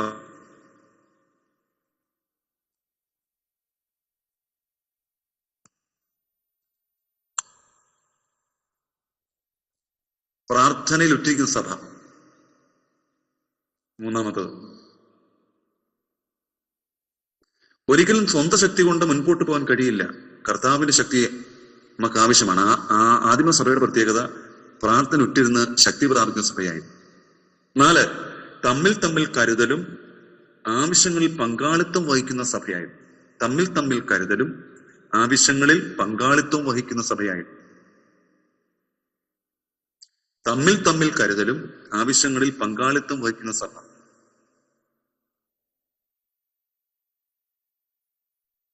5, ആരാധിക്കുന്ന സഭ. ആരാധിക്കുന്ന സഭ. ഇപ്പൊ 2-ാമത്തെ അധ്യായം നമ്മളിവിടെ പൂർത്തീകരിച്ചിരിക്കുന്നു. അതിൽ സഭയുടെ അടിസ്ഥാന ഉപദേശമാണ് പത്രോസിന്റെ വാക്ക് കൈക്കൊണ്ടവർ സ്നാനമേറ്റെന്നും അപ്പോസ്തല ഉപദേശം കേട്ടെന്നും കൂട്ടായ്മ ആചരിച്ചെന്നും അപ്പം നുറുക്കിയെന്നും പ്രാർത്ഥന കഴിച്ചു പോരുന്നു. ആ ഭാഗത്തിൽ നമുക്ക് സഭയുടെ അടിസ്ഥാന ഉപദേശങ്ങൾ എന്ന് പറഞ്ഞൊരു ഹെഡിങ് എഴുതിക്കാട്ടെ. സഭയുടെ അടിസ്ഥാന ഉപദേശങ്ങൾ. അതോട് എഴുതി കഴിഞ്ഞാൽ നമ്മുടെ 2-ാമത്തെ അധ്യായം തീരുകയാണ്. സഭയുടെ അടിസ്ഥാന ഉപദേശങ്ങൾ. 1-മത്തത് മാനസാന്തരം. എഴുതിയോ? മാനസാന്തരം എഴുതിയോ? മാനസാന്തരം.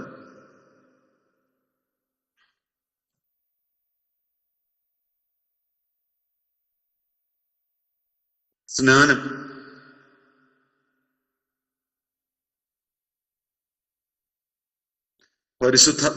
പരിശുദ്ധാത്മാവിന്റെ സ്നാനം.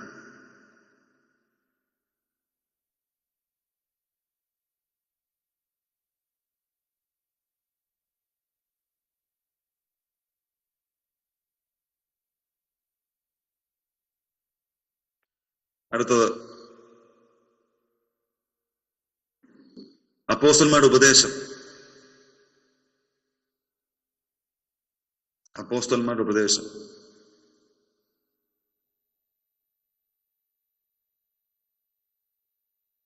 കൂട്ടായ്മ. കൂട്ടായ്മ.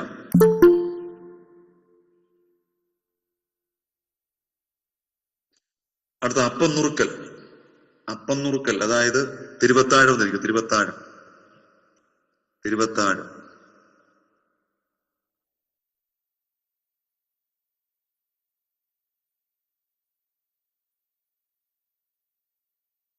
അടുത്തത് രക്ഷ. രക്ഷ. മാനസാന്തരം കഴിഞ്ഞാണ് രക്ഷ എഴുതേണ്ടത്. ഓർഡർ തെറ്റിയും കുഴപ്പമില്ല. രക്ഷ.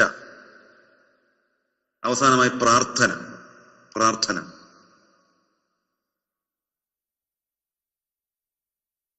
ഇപ്പൊ എത്ര എണ്ണം പറഞ്ഞിട്ടുണ്ട് ഞാൻ? ഒരാളത് പറഞ്ഞ അടിസ്ഥാന ഉപദേശം എത്ര എണ്ണം പറഞ്ഞേക്കുന്നത്? ഒന്ന് വായിച്ചേ. മാനസാന്തരം, സ്നാനം, പരിശുദ്ധാത്മാവിന്റെ സ്നാനം, അപ്പസ്തലന്മാരുടെ ഉപദേശം, കൂട്ടായ്മ, അപ്പം നുറുക്കൽ അഥവാ തിരുവത്താഴം, രക്ഷ, പ്രാർത്ഥന. പ്രാർത്ഥന. ഒന്നും കൂടെ 9 നമുക്ക് വേണേ പറയാം. ചെറിയ ചെറുതായിട്ട് നമ്മൾ പിന്നെ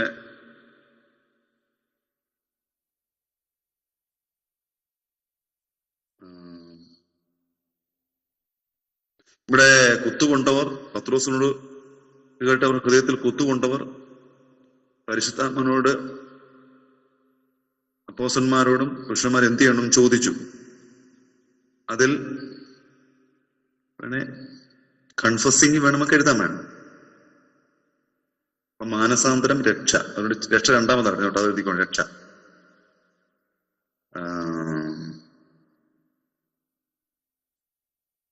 പിന്നെ 9 എണ്ണം നമുക്ക് എഴുതാം. അത്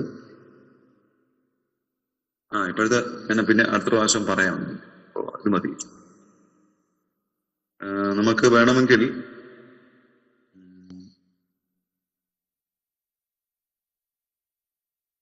മാനസാന്തരോട് ചേർന്നൊരു ഹൈഫിനിട്ട് രക്ഷ എഴുതാം. അങ്ങനെ വേണം. 7 എണ്ണം മതി. അത്ര മതി, കുഴപ്പമില്ല. അടുത്ത 3-ാം അധ്യായത്തിലേക്ക് കടന്നു. 3-ാം അധ്യായം. 3-ാം അധ്യായത്തിൽ 3-ാം അധ്യായം ഹെഡിങ് അത്ഭുതങ്ങളും അടയാളങ്ങളും. 3-ാം അധ്യായത്തിന്റെ പ്രധാനപ്പെട്ട ചിന്താവിഷയം അത്ഭുതങ്ങളും അടയാളങ്ങൾ. അത്ഭുതങ്ങളും അടയാളങ്ങൾ. അത്ഭുതങ്ങളും അടയാളങ്ങളും. അതാണ് 3-ാം അധ്യായത്തിന്റെ മെയിൻ ഹെഡിങ്, അത്ഭുതങ്ങളും അടയാളങ്ങളും. അതിനോട് ചേർന്ന് താഴെ ഒരു സബ് ഹെഡിങ് കൊടുക്കാം, മുടന്തന്റെ സൗഖ്യത്തിൽ പത്രോസിന്റെ സാക്ഷ്യം. മുടന്തന്റെ സൗഖ്യത്തിൽ പത്രോസിന്റെ സാക്ഷ്യം.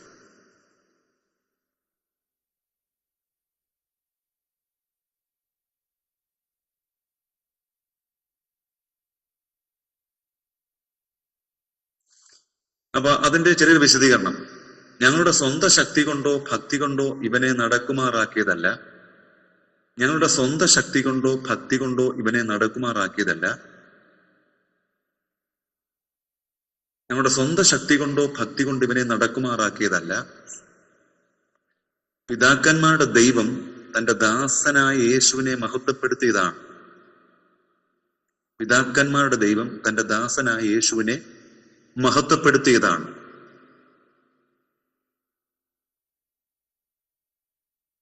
ഇവിടെ അപ്പോസ്തലൻ ഈ അത്ഭുതം നടന്നപ്പോൾ ആ അത്ഭുതത്തിന്റെ കാരണം ഞങ്ങളല്ലെന്ന് വ്യക്തമായി സ്പഷ്ടമായി പറയുകയാണ്. ഇവിടെ ഈ അപ്പോസ്തലൻ യേശുവിനെയാണ് ഉയർത്തിയത്. ഇന്ന് പലപ്പോഴും നമ്മൾ കാണുന്നത് അത്ഭുതം നടക്കുമ്പോൾ യേശുവിനെ ഉയർത്തുന്നില്ല ആരും. ആരിലൂടെയാണ് അത്ഭുതം വെളിപ്പെട്ട് ആ വ്യക്തിയാണ് നമ്മൾ ഉയർത്തുന്നത്, അല്ലെ? അപ്പൊ ഇവിടെ ഒരു മുടന്തന്റെ സൗഖ്യമാണ് നമുക്ക് ഈ 3-ാം അധ്യായത്തിൽ വ്യക്തമായി കാണുവാൻ കഴിയും. അവര് ദേവാലയ 3-ാം മണി നേരത്ത് പ്രാർത്ഥനാ സ്ഥലത്ത് ദേവാലയത്തിലേക്ക് ചെല്ലുമ്പോൾ അമ്മയുടെ ഗർഭം മുതൽ മുടന്തനായ ഒരാളെ ചിലർ ചുമന്നുകൊണ്ട് വന്നു. ഇതൊന്നും എഴുതണ്ട, ഞാൻ പറഞ്ഞുള്ളൂ. അവനെ ദേവാലയത്തിൽ കൊണ്ടുവന്ന് ഭിക്ഷ യാചിക്കാൻ സുന്ദരമെന്ന ദേവാലയ ഗോപുരത്തിങ്കിൽ ദിനം പ്രചരിത്തുമാറുണ്ട്. അവൻ പത്രോസ് യോഹന്നാൻ ദേവാലയത്തിൽ കടപ്പാൻ പോകുന്ന കണ്ടിട്ട് ഭിക്ഷ ചോദിച്ചു. പത്രോസ് യോഹന്നാനോട് കൂടെ അവനെ എട്ടിനോക്കി, ഞങ്ങളെ നോക്കൂ എന്ന് പറഞ്ഞു. അവൻ വല്ലതും കിട്ടുമെന്ന് കരുതി അവനെ സൂക്ഷിച്ചു നോക്കി. അപ്പോൾ പത്രോസ്, വെള്ളിയും പൊന്നും എനിക്കില്ല, എനിക്കുള്ള നിനക്ക് തരുന്നു, നസറേനായ യേശുവിന്റെ നാമത്തിൽ നടക്ക എന്ന് പറഞ്ഞവനെ വലങ്കൈ പിടിച്ച് എഴുന്നേൽപ്പിച്ചു. ക്ഷണത്തിൽ അവന്റെ കാലും നരിയാണിയും ഉറച്ച് അവൻ കുതിച്ചെഴുന്നേറ്റു. അപ്പൊ ഇത് കണ്ടപ്പോഴേക്കും അനേകം ഓടിക്കൂടി. അപ്പോഴാണ് പത്രോസ് പറഞ്ഞത്, ഇസ്രായേൽ പുരുഷന്മാരെ, ഇതെങ്കിലും ആശ്ചര്യപ്പെടുന്ന എന്ത്? ഞങ്ങളുടെ സ്വന്തം ശക്തി കൊണ്ടോ ഭക്തി കൊണ്ടോ ഞങ്ങൾ നടക്കുമാറേക്ക് എന്ന് പറഞ്ഞ് ഞങ്ങളെ നുറ്റുനോക്കുന്നുണ്ട്. അബ്രഹാമിന്റെ, ഇസ്ഹാക്കിന്റെ, യാക്കോബിന്റെ ദൈവമായ നമ്മുടെ പിതാക്കന്മാരുടെ ദൈവം തന്റെ ദാസനായ യേശുവിനെ മഹത്വപ്പെടുത്തിയതാണ്. അപ്പൊ ഏത് അത്ഭുതങ്ങളിലും സംഭവിക്കുന്നത് യേശുവിനെ മഹത്വപ്പെടുത്തുക ചെയ്യും. ഇനി ഞാൻ പറയാം, എന്താണ് അത്ഭുതം? അടുത്ത ഹെഡിങ്, എന്താണ് അത്ഭുതം? എന്താണ് അത്ഭുതങ്ങൾ? ഇവിടെ അത്ഭുതം, 3-ാം അധ്യായത്തിന്റെ പ്രധാനപ്പെട്ട വിഷയം അത്ഭുതങ്ങളും അടയാളങ്ങളും. എന്താണ് അത്ഭുതങ്ങൾ? എന്താണ് അത്ഭുതങ്ങൾ? എഴുതിക്കോളൂ. ദൈവശക്തിയുടെ വ്യാപാരത്താൽ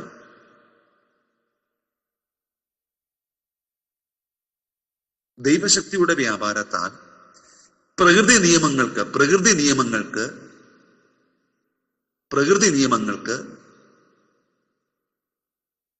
അതീതമായി ഉണ്ടാകുന്ന, ദൈവശക്തിയുടെ വ്യാപാരത്താൽ പ്രകൃതി നിയമങ്ങൾക്ക് അതീതമായി ഉണ്ടാകുന്ന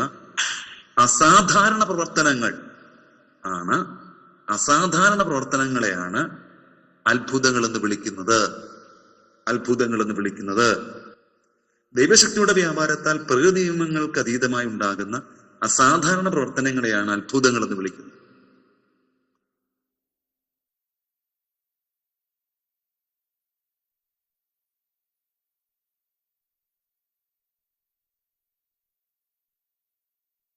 അപ്പൊ ദൈവശക്തിയുടെ വ്യാപാരത്താൽ പ്രകൃതി നിയമങ്ങൾക്ക് അതീതമായി. ഇപ്പൊ മഴയൊന്നും ഉണ്ടാകുന്നില്ല, മഴയില്ല, തെളിഞ്ഞു നിൽക്കുകയും മഴ ഉണ്ടാകാൻ ഒരു സാധ്യതയില്ല. അങ്ങനെ നിൽക്കുമ്പോൾ പ്രകൃതി നിയമം എന്ന് പറഞ്ഞാൽ കാർമേഘം വന്ന് ഏതെങ്കിലും പർവ്വതത്തിൽ വന്ന് തടഞ്ഞു നിന്ന് ആ കാർമേഘത്തിലുള്ള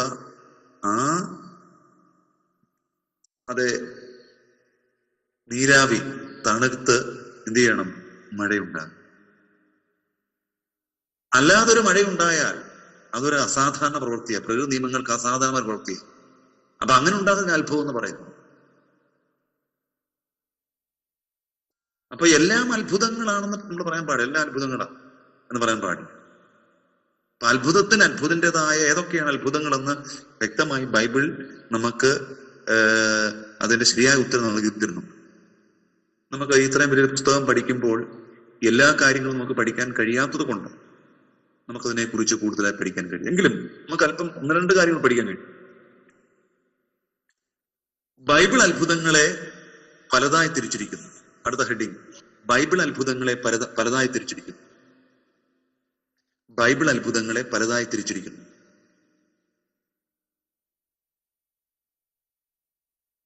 പഴയ നിയമത്തിൽ നടന്ന അത്ഭുതങ്ങൾ. ഒന്നാമത്തെ പഴയ നിയമത്തിൽ നടന്ന അത്ഭുതങ്ങൾ. അപ്പൊ അത്ഭുതങ്ങൾ എവിടെയൊക്കെയാണ് നടന്നത്, അതിന്റെ കാറ്റഗറി എന്തൊക്കെയാണ്, അതെങ്ങനെ തിരിച്ചിരിക്കും നമ്മൾ നോക്കാം. പഴയ നിയമകാലത്ത് നടന്ന അത്ഭുതങ്ങൾ. 1,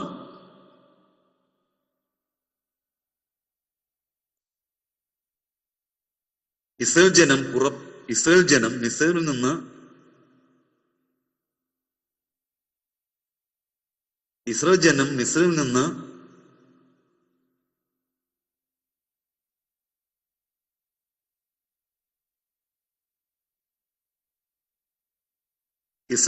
മിസ്രൈമിൽ നിന്ന്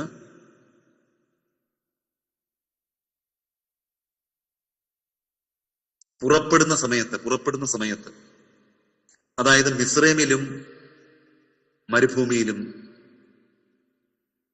നടന്ന അത്ഭുതങ്ങൾ. പുറപ്പാടിന്റെ സമയത്ത് മിസ്രൈമിലും മരുഭൂമിയിലും നടന്ന അത്ഭുതങ്ങൾ. പുറപ്പാടിന്റെ സമയത്ത്, പുറപ്പാട് പുസ്തകത്തിലാണല്ലോ അത്. മിസ്രൈമിലും മരുഭൂമിയിലും നടന്ന അത്ഭുതങ്ങൾ. ഒരു ഹൈഫൻ ഇട്ടിട്ട്, എന്തിനാണ് ഈ മിസ്രൈമിലും മരുഭൂമിയിലും അത്ഭുതം നടന്നത്? ഇതിനാ നടന്നത്? ചുമ്മാ നടന്നതാണോ അത്ഭുതം? കർത്താവ് ഇങ്ങനെ 24 മണിക്കൂർ അത്ഭുതിച്ചുകൊണ്ടിരിക്കുകയാണോ? ഒരിക്കലും അല്ലല്ലേ. ദൈവശക്തി, ഹൈഫൻ ഇട്ടിട്ട് ദൈവശക്തി, ദൈവിക കരുതൽ, ദൈവശക്തി, ദൈവിക കരുതൽ, ദൈവിക സ്വഭാവം അവ ഇസ്രായേൽ മക്കളെ ബോധ്യമാക്കുവാൻ. അപ്പോൾ നിങ്ങൾക്ക് സോദരി സമാജം പോലെയുള്ള മീറ്റിംഗിൽ എന്താണ് അത്ഭുതം? പഴയ നിമിത്തം നടന്ന അത്ഭുതത്തിന്റെ പ്രത്യേകത എന്താണ് എന്നൊക്കെ പറയാൻ കഴിയും.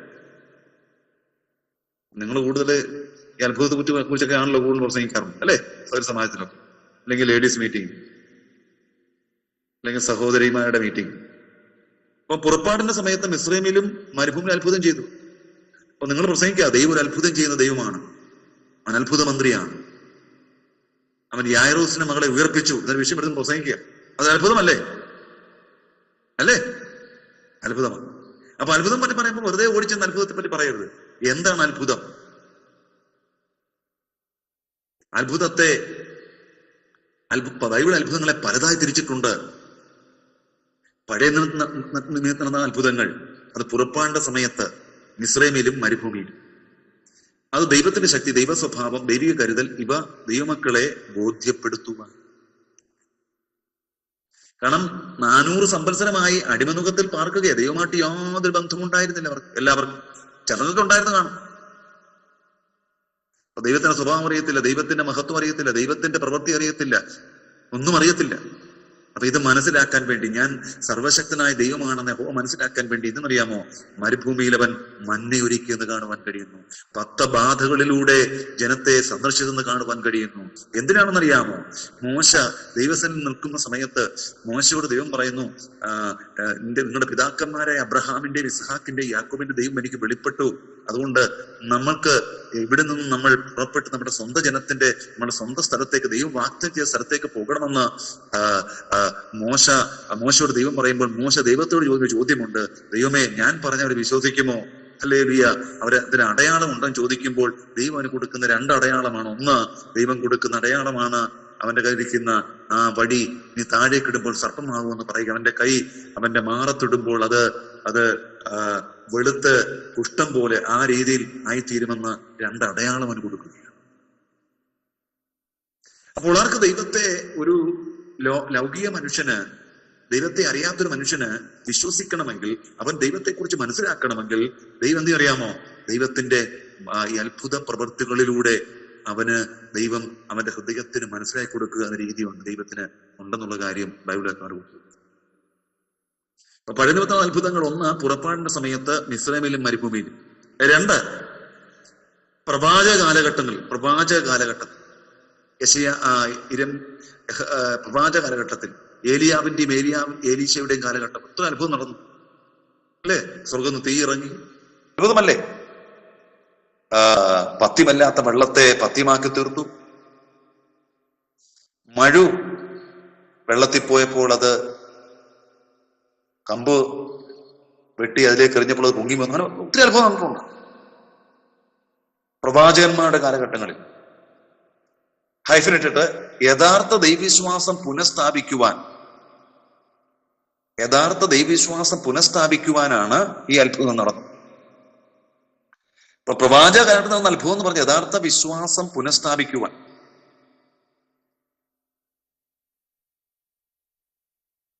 മൂന്ന്, ന്യായാധിപന്മാരുടെ കാലത്തും ദാനിയേൽ,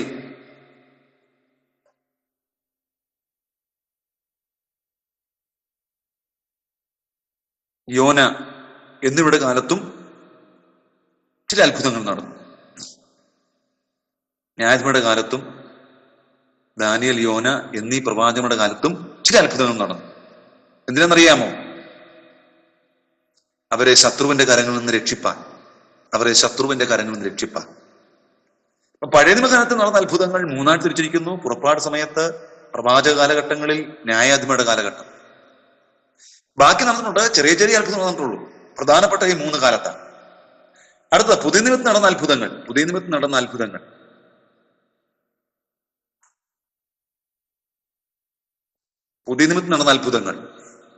ഒന്ന്, യേശുവിന്റെ കാലത്ത്. 2, അപ്പോസ്തലന്മാരുടെ കാലത്ത്. അപ്പൊ 1 യേശുവിന്റെ കാലത്ത് നടന്നു, 2 അപ്പോസ്തലന്മാരുടെ കാലത്ത്. അതിനോട് ചേർന്ന് ചെറിയൊരു ഹെഡിങ് എഴുതാം. പുതിയ നിയമകാലത്ത് നടന്ന അത്ഭുതങ്ങളുടെ ഉദ്ദേശം. പുതിയ നിയമകാലത്ത് നടന്ന അത്ഭുതങ്ങളുടെ ഉദ്ദേശം. കർത്താവ് വെറുതെ ഒരു അത്ഭുതം ചെയ്യുകയല്ല. ദൈവത്തിന് പദ്ധതിക്ക് ഓരോത്തിനും ഓരോ ഉദ്ദേശമുണ്ട്.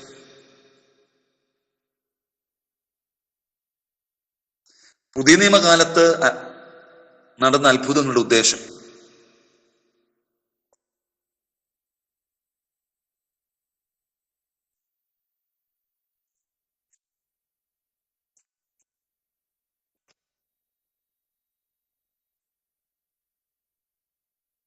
എഴുതാം, നമുക്ക് അകത്ത് എഴുതാം. യോഹന്നാൻ 20:30-31 വാക്യം. യോഹന്നാൻ 20:30-31 വാക്യം.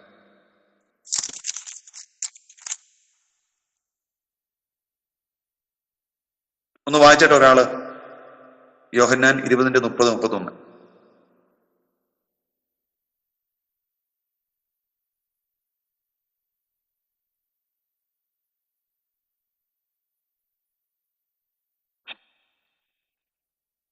വായിച്ചോളൂ. ഈ പുസ്തകത്തിൽ എഴുതിയിരിക്കുന്ന ഒരാൾ ആദ്യം എഴുതിയിരിക്കുന്നതല്ലാതെ മറ്റനേകം അടയാളങ്ങളും യേശു തന്റെ ശിഷ്യന്മാർ കാണുകയും ചെയ്തു. എന്നാൽ യേശു ദൈവപുത്രനായ ക്രിസ്തു എന്ന് നിങ്ങൾ വിശ്വസിക്കേണ്ടതിനും വിശ്വസിച്ചിട്ട് ജീവൻ ഉണ്ടാകേണ്ടതിനും ഇത് എഴുതിയിരിക്കുന്നു. അപ്പൊ നിങ്ങൾ യേശു ദൈവപുത്രനായ ക്രിസ്തു എന്ന് നിങ്ങൾ വിശ്വസിക്കേണ്ടതിനും വിശ്വസിച്ചാണ് നാമത്തിൽ നിങ്ങൾക്ക് ജീവൻ ഉണ്ടാകേണ്ടതിനും. അപ്പം ദൈവം യേശുക്രിസ്തു അത്ഭുതം ചെയ്ത് വെറുതെ ചെയ്യുവല്ലായിരുന്നു. ഒന്നാമത്തെ അത്ഭുതത്തിന്റെ ഉദ്ദേശം നിങ്ങൾ യേശു ദൈവപുത്രനായ ക്രിസ്തു എന്ന് വിശ്വസിക്കണം. അപ്പോൾ യോഹന്നാൻ 20:30-31 വാക്യത്തിൽ യേശു ദൈവപുത്രനായ ക്രിസ്തു എന്ന് വിശ്വസിക്കണം. വിശ്വസിച്ചിട്ട് അവന്റെ നാമത്തിൽ നിങ്ങൾക്ക് ജീവൻ ഉണ്ടാകണം. അപ്പൊ യേശുവിന്റെ ഒന്നാമത്തെ അത്ഭുതത്തിന്റെ ഉദ്ദേശം വിശ്വസിക്കണം. യേശു ദൈവപുത്രനായ ക്രിസ്തു വന്നു വിശ്വസിച്ചിട്ട് അവന്റെ നാമത്തിൽ നിങ്ങൾക്ക് ജീവൻ ഉണ്ടാകും. ചിലർ എത്ര അത്ഭുതങ്ങള് അവർക്ക് ദൈവം ചെയ്താലും അവർ ജീവനില്ല, പിന്നെയും ജീവനില്ലാത്തവർ. അതുകൊണ്ടല്ല ക്ലാസ്സിലൊക്കെ നല്ല ജീവനോടിരിക്കണം അല്ലേ, എല്ലാം നല്ല ധൈര്യത്തോടിരിക്കണം. ദൈവം ചെയ്യുന്ന അത്ഭുതങ്ങൾ. നമ്മുടെ പ്രതിസന്ധികൾ കർത്താവ് നമ്മുടെ അടുവിലേക്ക് ഇറങ്ങി വന്ന് വിടിവിക്കും. നമുക്ക് വേണ്ടി അത്ഭുതങ്ങൾ ചെയ്യും. ഇതൊക്കെ ഈ അത്ഭുതങ്ങളൊക്കെ ദൈവഹിത പ്രകാരം സംഭവിക്കുന്ന ഒരു കാര്യം. നമുക്ക് ആർക്കും നമ്മൾ ടെക്നിക്കുകൾ കൊണ്ടൊന്നും അത്ഭുതങ്ങൾ ചെയ്യാൻ കഴിയും. അവൻ അത്ഭുതം ചെയ്യണമെന്ന് ദൈവത്തിന് ഉദ്ദേശമാണെങ്കിൽ അത്ഭുതം ചെയ്യുക തന്നെ ചെയ്യും. അപ്പൊ ഒന്നാമത്തെ ഉദ്ദേശം എഴുതി. രണ്ടാമത്തെ ഉദ്ദേശം ദൈവിക കരുതലും സ്വഭാവവും മനുഷ്യർക്ക് ഗ്രഹിക്കുവാൻ. ദൈവിക കരുതലും സ്വഭാവവും മനുഷ്യന് ഗ്രഹിക്കുവാൻ കർത്താവ് അത്ഭുതം ചെയ്തു.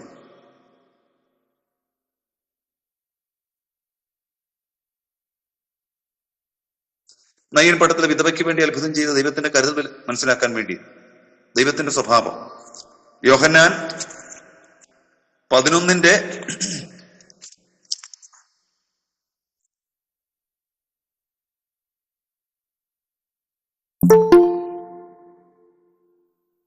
യോഹന്നാൻ 11 33 മുതൽ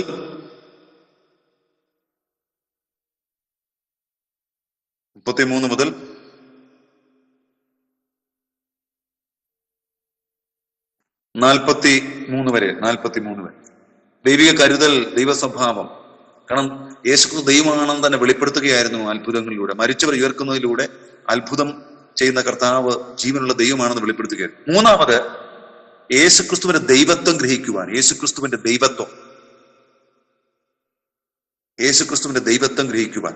യോഹന്നാൻ 11:25-26, യോഹന്നാൻ 11:14, യോഹന്നാൻ 11:14.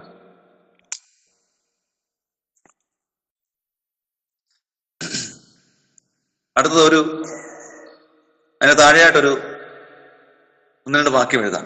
യേശു അത്ഭുതങ്ങൾക്ക് വേണ്ടി അത്ഭുതം ചെയ്തില്ല. യേശു അത്ഭുതങ്ങൾക്ക് വേണ്ടി അത്ഭുതം ചെയ്തില്ല. യേശു അത്ഭുതങ്ങൾക്ക് വേണ്ടി അത്ഭുതം ഒരിക്കലും ചെയ്തില്ല.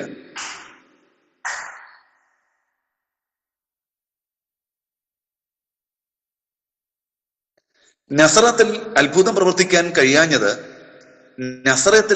പ്രവർത്തിക്കാൻ കഴിയാഞ്ഞത് ദൈവജനത്തിന്റെ അവിശ്വാസമോ തന്റെ ശക്തിയുടെ പരിമിതി കൊണ്ടോ അല്ല. ദൈവജനത്തിന്റെ അവിശ്വാസമോ തന്റെ ശക്തിയുടെ പരിമിതി കൊണ്ടല്ല, യേശുവിന്റെ സുവിശേഷവും ദൈവിക ആളത്വവും അംഗീകരിക്കാൻ തയ്യാറാകാഞ്ഞത് കൊണ്ടാണ്. യേശുവിന്റെ സുവിശേഷവും ദൈവിക ആളത്വവും അംഗീകരിക്കാൻ തയ്യാറായിരുന്നില്ല. അതുകൊണ്ടാണ് കർത്താവ് എന്ത് ചെയ്ത് അത്ഭുതം ചെയ്യാൻ കഴിയുന്നത്. ദൈവശക്തിയുടെ കുറവ് കൊണ്ടൊന്നുമല്ല. ദൈവം എപ്പോഴും പറയുന്നത് ദൈവത്തിന്റെ പ്രവൃത്തി വെളിപ്പെടണമെന്ന് നമ്മൾ അവനെ വിശ്വസിക്കണം. വിശ്വസിച്ചാൽ നീ ദൈവത്തിന്റെ മഹത്വം കാണുമെന്നാണ് പറഞ്ഞത്. സാറേ ആ വാക്യം ഒന്നും കൂടെ പറയാവോ? ഇപ്പൊ പറഞ്ഞ സെന്റൻസ് നസ്രയത്തിൽ വേണ്ടി അത്ഭുതം ചെയ്തില്ല. നസ്രയത്തിൽ അത്ഭുതം പ്രവർത്തിക്കുവാൻ യേശുവിന് കഴിയാഞ്ഞത് ദൈവജനത്തിന്റെ അവിശ്വാസമോ തന്റെ ശക്തിയുടെ പരിമിതി കൊണ്ടോ അല്ല. യേശുവിന്റെ സുവിശേഷവും ദൈവിക ആളത്വവും അംഗീകരിപ്പാൻ തയ്യാറാകാഞ്ഞത് കൊണ്ടാണ്. യേശുവിന്റെ സുവിശേഷവും ദൈവിക ആളത്വവും അംഗീകരിപ്പാൻ തയ്യാറാകാഞ്ഞത് കൊണ്ടാണ് യേശു എന്താ ഈ അത്ഭുതങ്ങൾ ചെയ്യാതെ.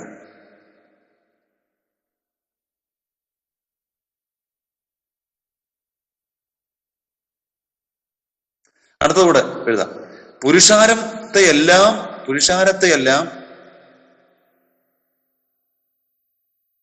പുരുഷാരത്തെയെല്ലാം വിശ്വസിക്കുവാൻ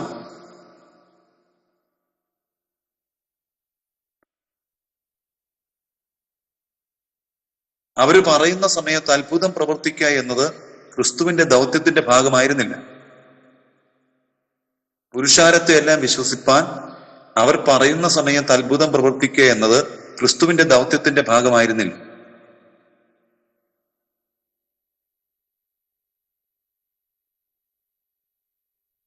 അതായത് പരീശന്മാർ പറഞ്ഞു അത്ഭുതം ചെയ്തേ, നീ ദൈവപുത്രനാണ്, ഒരു അത്ഭുതം ചെയ്ത്. യേശു കുരിശ് കിടക്കുമ്പോൾ പറഞ്ഞവൻ ദൈവപുത്രനാണ്, ഇറങ്ങി വാ, ഒരു അത്ഭുതം ചെയ്യും.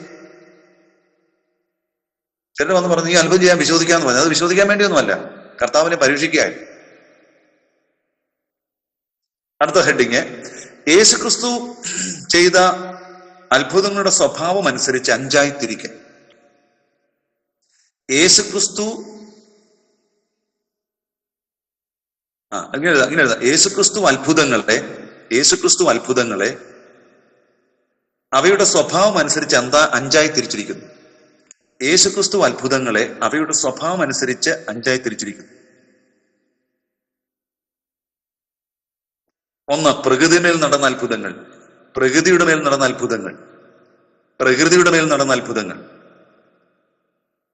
യോഹന്നാൻ 2:1-11 വരെ. യോഹന്നാൻ 2:1-11 വരെ. മത്തായി 8:26. പ്രകൃതി മേൽ നടന്ന അത്ഭുതങ്ങൾ, പച്ചവെള്ളത്തെ വീഞ്ഞാക്കിയത്, കടലിനെ ശാന്തമാക്കിയത്, കാറ്റിനെ ശാസിച്ച് അമർത്തിയത്, ഇതെല്ലാം പ്രകൃതി മേൽ നടന്ന അത്ഭുതങ്ങളാണ്. ഒന്നാമത്തത്. രണ്ടാമത്തത് രോഗശാന്തി.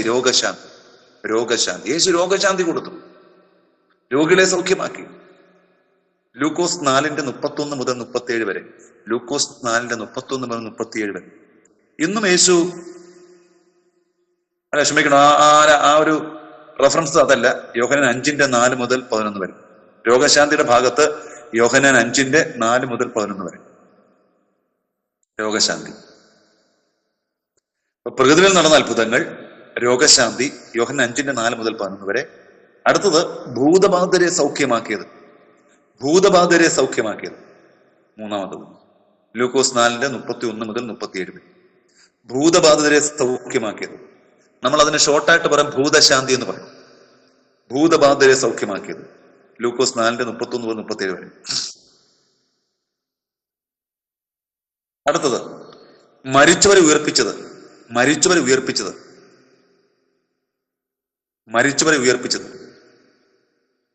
ലൂക്കോസ് 7:11-17 വരെ. ലൂക്കോസ് 7:11-17 വരെ. യോഹന്നാൻ 11:11 യോഹന്നാൻ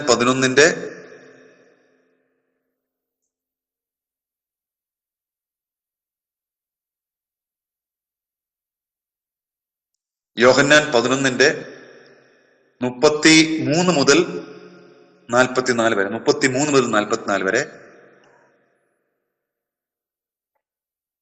ലൂക്കോസ് 8:41 മുതൽ 56 വരെ. ലൂക്കോസ് 8:41 മുതൽ 56 വരെ. 5, തന്നിൽ തന്നെ നടന്ന അത്ഭുതങ്ങൾ. തന്നിൽ തന്നെ നടന്ന അത്ഭുതങ്ങൾ. തന്നിൽ തന്നെ നടന്ന അത്ഭുതങ്ങൾ. അതൊരു ഹൈഫനിട്ടിട്ട് പുനരുത്ഥാനം, ഉയർപ്പ്, രൂപാന്തരം. രൂപാന്തരം, പുനരുത്ഥാനം, ഉയർപ്പ്. രൂപാന്തരം, പുനരുത്ഥാനം, ഉയർപ്പ്. ലൂക്കോസ് 24:6, ലൂക്കോസ് 9:28 മുതൽ 36 വരെ. രൂപാന്തരം, പുനരുത്ഥാനം, ഉയർപ്പ്. ലൂക്കോസ് 24:6, ലൂക്കോസ് 9:28 മുതൽ 36 വരെ.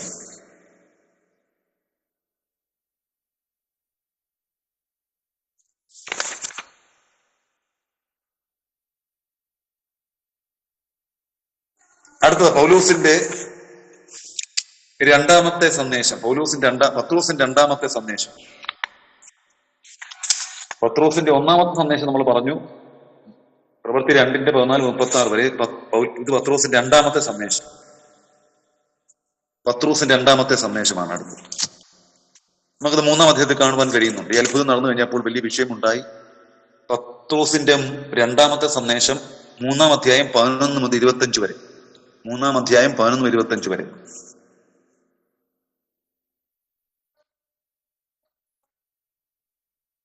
ഈ പ്രഭാഷണത്തിന് 3 ഭാഗങ്ങളുണ്ട്. ഈ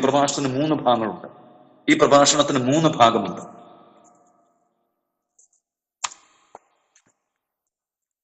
ഒന്ന്, അതിന്റെ വിഷയം.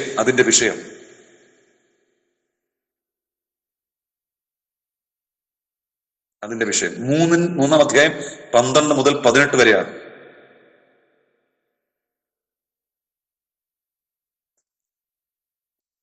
യേശുക്രിസ്തു ദൈവത്തിന്റെ ദാസൻ. അവൻ പരിശുദ്ധനും നീതിമാനുമായിരുന്നു. യേശുക്രിസ്തു ദൈവത്തിന്റെ ദാസൻ. അവൻ പരിശുദ്ധനും നീതിമാനുമായിരുന്നു.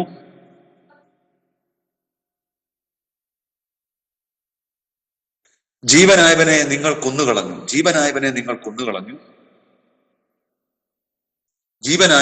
കൊന്നുകളഞ്ഞു. ദൈവം അവനെ മരിച്ചവരിൽ നിന്ന് ഉയർത്തെഴുന്നേൽപ്പിച്ചു.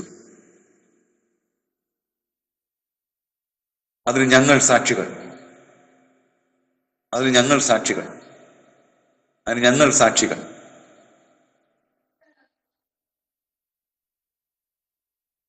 ഈ യേശുവിന്റെ നാമത്തിലെ വിശ്വാസത്താലാണ് ഇവൻ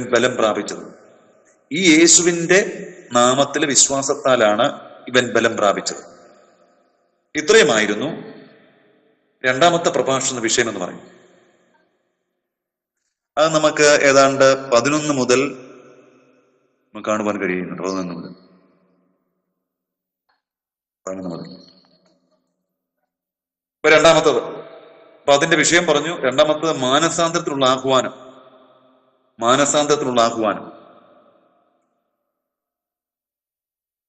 3:19 മുതൽ 21 വരെ.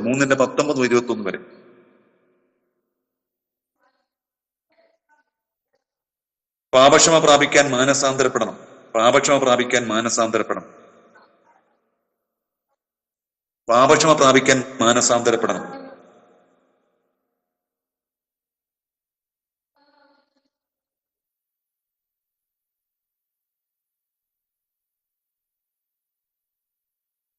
എന്നാൽ ആശ്വാസകാലങ്ങൾ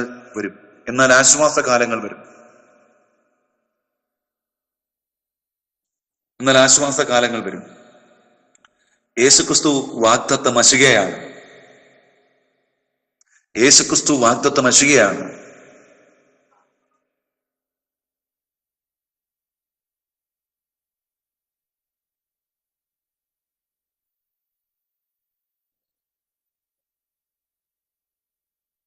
3, യേശു മോശയുടെ ഗ്രന്ഥത്തിൽ പറഞ്ഞിരിക്കുന്ന പ്രവാചകനാണ്. യേശു മോശയുടെ ഗ്രന്ഥത്തിൽ പറഞ്ഞിരിക്കുന്ന പ്രവാചകനാണ്.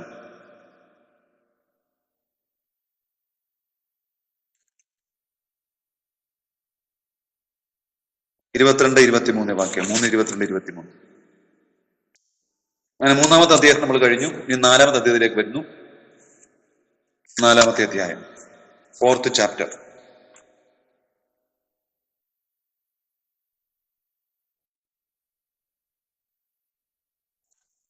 നാലാമത്തെ ചാപ്റ്റർ, അധ്യായം 4.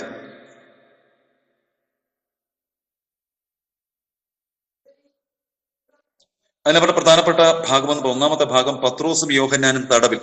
പത്രോസും യോഹന്നാനും തടവിൽ.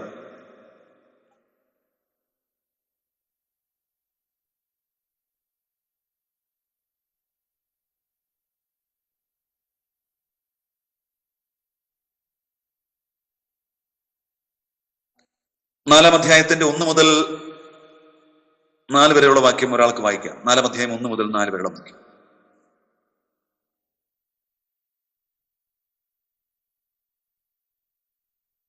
മുമ്പേ വായിച്ച ഓമന എന്ന് പറയുന്ന അവർ ജനത്തോട് സംസാരിച്ചു കൊണ്ടിരിക്കുമ്പോൾ തന്നെ പുരോഹിതന്മാരും ദേവാലയത്തിലെ പടനായകനും സദൂക്യരും അവരുടെ നേരെ വന്നു.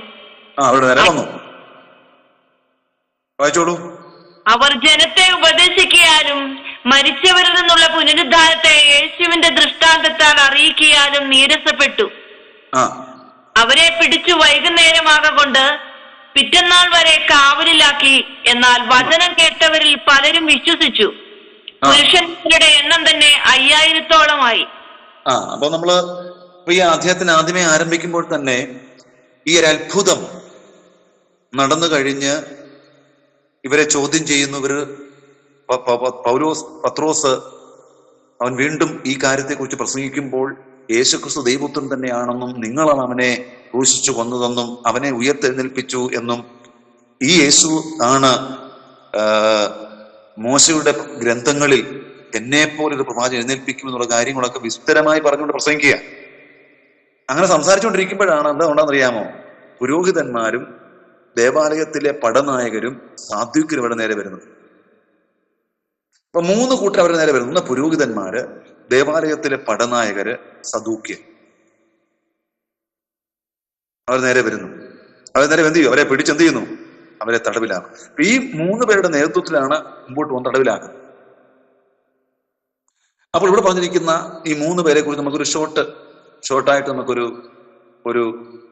ഒരു ഭാഗം എഴുതാം. നമുക്ക് ആരാണ് ഈ പുരോഹിതന്മാർ? അതെ, അപ്പോൾ പത്രോസിനെയും യോഹന്നാനെയും തടവിലാക്കിയ യഹൂദ നേതാക്കന്മാർ. ഹെഡിങ് എഴുതിയിട്ട് 1 പുരോഹിതൻ. പത്രോസിനെയും യോഹന്നാനെയും തടവിലാക്കിയ യഹൂദ നേതാക്കന്മാർ, യഹൂദ പ്രമാണിമ. നേതാക്കന്മാരെ യഹൂദ പ്രമാണിമ എന്ന് എഴുതിച്ചാൽ മതി. യഹൂദ പ്രമാണിമ, നേതാവ് വേണ്ട, യഹൂദ പ്രമാണിമ. 1 പുരോഹിതന്മാർ. ഒരാളൊന്നുമല്ല, അവിടെ ഒത്തിരി പുരോഹിതന്മാരുണ്ട്. പുരോഹിതന്മാർ 1-ാമത് എഴുതാം. ദൈവത്തിന്റെ മുമ്പിൽ മനുഷ്യന്റെ പ്രതിനിധികളായി നിൽക്കുന്നവർ എന്നതാണ് പുരോഹിതൻ എന്ന വാക്കിന്റെ സാമാന്യ അർത്ഥം. അതായത് ദൈവത്തിന്റെ മുമ്പിൽ മനുഷ്യന്റെ പ്രതിനിധികളായി നിൽക്കുന്നവർ. ദൈവത്തിന്റെ മുമ്പിൽ മനുഷ്യന്റെ പ്രതിനിധികളായി, മനുഷ്യർക്ക് വേണ്ടി ദൈവത്തിന് മുമ്പിൽ നിൽക്കുന്നവരാണ് പുരോഹിതൻ എന്ന് പറയുന്നത്. അപ്പൊ ദൈവത്തിന് മുമ്പിൽ മനുഷ്യരുടെ പ്രതിനിധികളായി നിൽക്കുന്നവർ എന്നതാണ് സാമാന്യാർത്ഥം. പുരോഹിതൻ എന്ന വാക്കിന് കൊടുക്കുന്ന അർത്ഥം എന്ന് പറഞ്ഞാൽ ദൈവത്തിന്റെ മുമ്പിൽ മനുഷ്യരുടെ പ്രതിനിധികളായി നിൽക്കുന്നവർ. പ്രവാചകൻ എന്ന് പറഞ്ഞാൽ നമുക്കറിയാം, ദൈവത്തിന്റെ സൈഡിൽ നിന്ന് മനുഷ്യന് വേണ്ടി എന്തുവാ ദൈവത്തിന് സന്ദേശം നൽകുന്നവരാണ്. എന്നാൽ പുരോഹിതനല്ല, മനുഷ്യന് വേണ്ടി ദൈവത്തോട് പ്രതിനിധികളായി നിന്നുകൊണ്ട് ശുശ്രൂഷ ചെയ്യുന്നവരാണ് പുരോഹിതന്മാരെന്ന് പറയുന്നത്.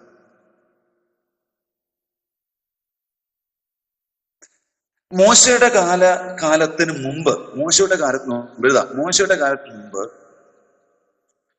പുരോഹിത ശുശ്രൂഷ ചെയ്തുകൊണ്ടിരുന്ന കുടുംബത്തിലെ പിതാവോ, അപ്പം മോശയുടെ കാലത്തിനു മുമ്പ് പുരോഹിത ശുശ്രൂഷ ചെയ്തുകൊണ്ടിരുന്നത് കുടുംബത്തിലെ പിതാവോ ഗോത്രത്തിന്റെ തലവനുമായിരിക്കും. അപ്പോൾ മോശയുടെ കാലത്തിന് മുമ്പ് പുരോഹിത ശുശ്രൂഷ ചെയ്തുകൊണ്ടിരുന്നത് കുടുംബത്തിലെ പിതാവോ ഗോത്ര തലവനുമായിരിക്കും. റെഫറൻസ് ഇയ്യോബ് 1:5,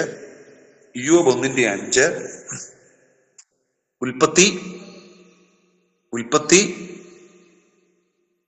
30:20, 35:1-2, 35:1-2 പുരോഹിതന്മാരെ കുറിച്ച്. അപ്പൊ ഈ ശിഷ്യന്മാരെ രണ്ടുപേരെയും പിടിച്ച് ജയിലിടാൻ വേണ്ടി സഹായിച്ചത് പുരോഹിതന്മാരാണ്. പിന്നെ ദേവാലയത്തിലെ പടനായകരും സാധുക്കരും. അപ്പം എന്താണ് പുരോഹിതർ? മോശയുടെ കാലത്ത് മുമ്പ് പുരോഹിതന്മാരാരായിരുന്നു? 2, പഴയ നിയമ പൗരോഹിത്യത്തിന്റെ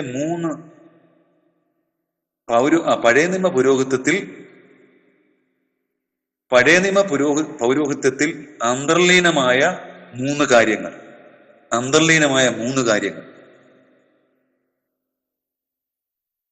അപ്പൊ പഴയ നിയമ പുരോഹിതത്തിൽ അന്തർലീനമായ 3 കാര്യങ്ങൾ. 1, പുരോഹിതൻ യഹോവയ്ക്ക് വേണ്ടി സ്വന്തമായി വേർതിരിക്കപ്പെട്ടവനാണ്. പുരോഹിതൻ യഹോവയ്ക്ക് വേണ്ടി വേർതിരിക്കപ്പെട്ടവനാണ്.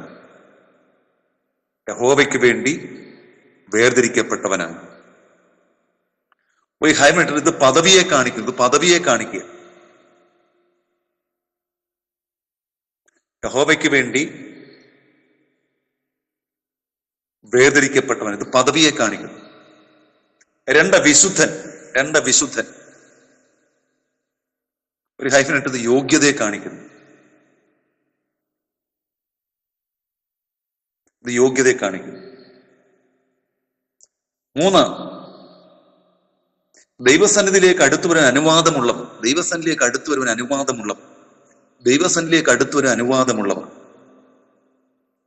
ഇത് ശുശ്രൂഷയെ കാണിക്കുന്നു. ദൈവസന്നിധിയിലേക്ക് അടുത്തു വരുവാൻ അനുവാദമുള്ളവർ. നമുക്കറിയാം, പുരോഹിതന് മാത്രമേ സമാഗമന കൂടാരത്തിന്റെ വിശുദ്ധ സ്ഥലത്തും അതിവിശുദ്ധ സ്ഥലത്തും കയറാനൊക്കത്തുള്ളൂ. സംഖ്യ 16:5.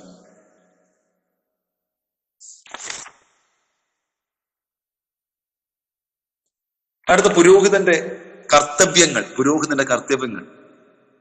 ഈ പുരോഹിതന്റെ കർത്തവ്യങ്ങൾ എന്തൊക്കെയാണ്?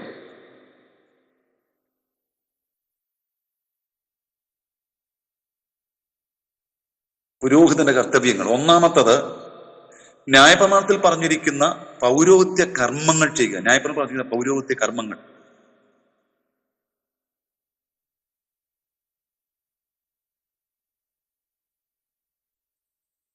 പൗരോഹിത്യ കർമ്മങ്ങൾ ചെയ്യും. ഒത്തിരി കർമ്മങ്ങളുണ്ട്. അശുദ്ധരെ പരിശോധിക്കുക, അവർ സുഖം പ്രാപിക്കുമ്പോൾ വിശുദ്ധരെന്ന് പ്രഖ്യാപിക്കുക, യാഗങ്ങൾ നടത്തുക, യാഗവസ്തു ദഹിക്കുന്നവരെ തീ കത്തിക്കുക, യാഗപീഠത്തിൽ നിന്ന് വെണ്ണീർ മാറ്റുക, ചാരം മാറ്റുക. പിന്നെ രാവിലെയും വൈകുന്നേരവും യാഗം കഴിക്കുന്ന ദിവസവും യാഗത്തിന് ശേഷം ജനത്തെ അനുഗ്രഹിക്കുക, യാഗത്തിന്റെ പല ഭാഗങ്ങളും നീരാജനം ചെയ്യുക, രക്തം തളിക്കുക, യാഗപീഠത്തിൽ യാഗവസ്തു വെക്കുക, ദഹിച്ചോ എന്ന് പരിശോധിക്കുക. ഇതെല്ലാം എന്താണ്? ഒരു പുരോഹിതന്റെ ശുശ്രൂഷയിൽപ്പെട്ട. വ്യഭിചാരത്തിൽ പിടിക്കപ്പെട്ട സ്ത്രീയെ കൊണ്ടുവന്ന് ശപഥം ചെയ്യിക്കുക, വിശുദ്ധ സ്ഥലത്ത് അർപ്പിച്ച വസ്തുക്കളുടെ മൂല്യനിർണ്ണയം നടത്തുക, പ്രയാസമുള്ള വ്യവഹാരത്തിൽ തീർപ്പ് കൽപ്പിക്കുക, ന്യായപ്രമാണം ഉപദേശിക്കുക, യുദ്ധസമയത്ത് ആവശ്യം വരുമ്പോൾ സൈന്യത്തെ അഭിസംബോധന ചെയ്യുക. ഇതെല്ലാം എന്താ? പുരോഹിതന്റെ ശുശ്രൂഷയിൽപ്പെട്ടതാണ്. അപ്പൊ ഒന്ന് പറഞ്ഞത് ന്യായപ്രമാണത്തിൽ പറഞ്ഞിരിക്കുന്ന പൗരോഹിത്യ കർമ്മങ്ങൾ ചെയ്യുക. അതിനകത്ത് യാഗങ്ങളും യാഗത്തിന്റെ ക്രമീകരണങ്ങളും പ്രമാണത്തിൽ പറഞ്ഞതുപോലെ ചെയ്യുക. യാഗങ്ങളും യാഗത്തിന്റെ ക്രമീകരണങ്ങളും പ്രമാണത്തിൽ പറഞ്ഞതുപോലെ ചെയ്യുക. അതെല്ലാം ഉണ്ട്.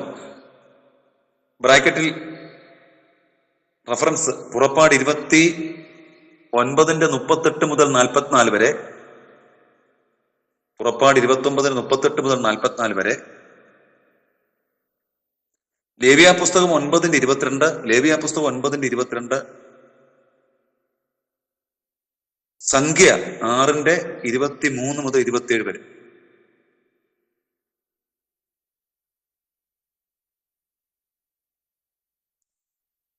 അടുത്തത് ജനത്തെ ന്യായപ്രമാണം ഉപദേശിക്കുക, ജനത്തെ ന്യായപ്രമാണം ഉപദേശിക്കുക.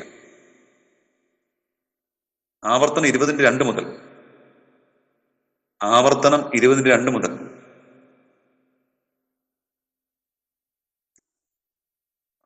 ബാക്കിയെല്ലാം മറ്റേ ഭാഗങ്ങൾ ഉള്ളതുകൊണ്ട് അത്ര മതി. ഇനി അടുത്തത് പൗരോഹിത്യ ചട്ടങ്ങൾ, പൗരോഹിത്യ ചട്ടങ്ങൾ, പൗരോഹിത്യ ചട്ടങ്ങൾ. അത് എഴുതി കഴിയുമ്പോൾ നമ്മൾ സമയമാകും. അടുത്ത പൗരോഹിത്യ ചട്ടങ്ങൾ.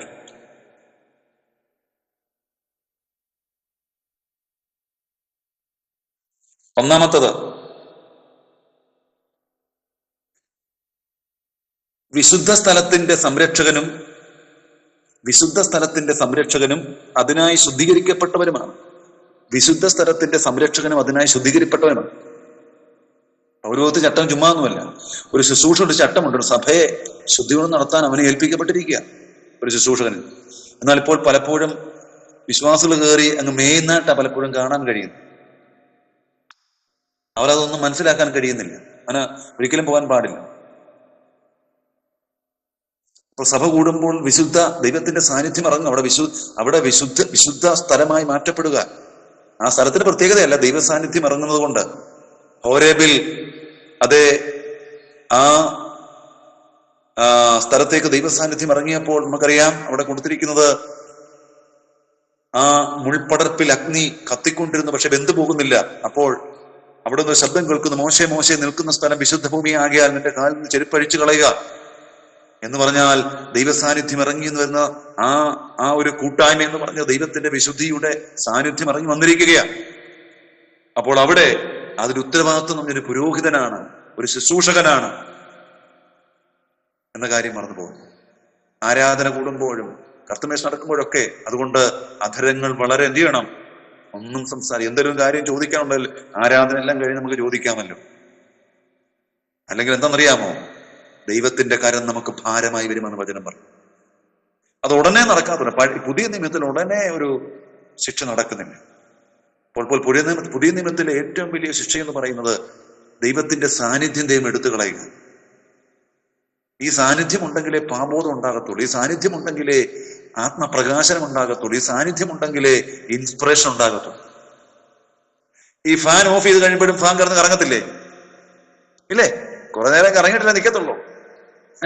അപ്പൊ സാന്നിധ്യം ഇല്ലെങ്കിലും കുറെയൊക്കെ നമുക്ക് ഓടും, പക്ഷെ ശരിയായി ഓടാൻ കഴിയത്തില്ല. നിർത്തുകയാണ് ആ ഒരു ഭാഗം മാത്രം പറഞ്ഞിട്ട്. അപ്പോൾ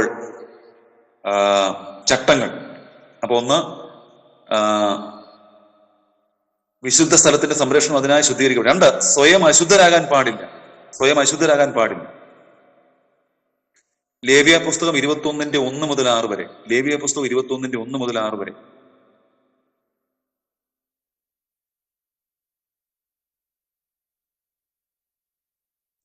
പുരോഹിതൻ വിലപിക്കുവാനും ദുർനടപ്പുകാരെ വിവാഹം കഴിക്കാനും പാടില്ല. വിലപിക്കാനും ദുർനടപ്പുകാരെ വിവാഹം കഴിക്കാനും പാടില്ല.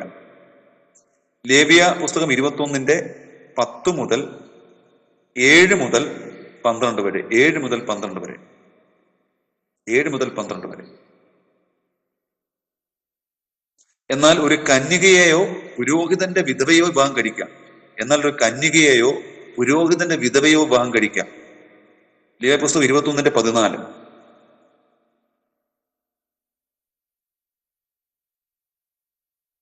അടുത്തത്, അശുദ്ധരാകുന്ന പുരോഹിതർ കാർമ്മികമായി വിശുദ്ധരാകും വരെ ഒഴിഞ്ഞു നിൽക്കണം.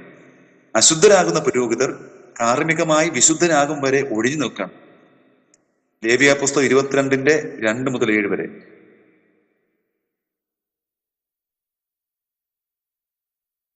ഒന്നുകൂടെ എഴുതി നിർത്തുകയാണ്. സമാഗമന കൂടാരത്തിലും ആലയത്തിലും പ്രവേശിക്കുന്ന മുമ്പ് ശുദ്ധീകരണം നടത്തിയിരിക്കണം.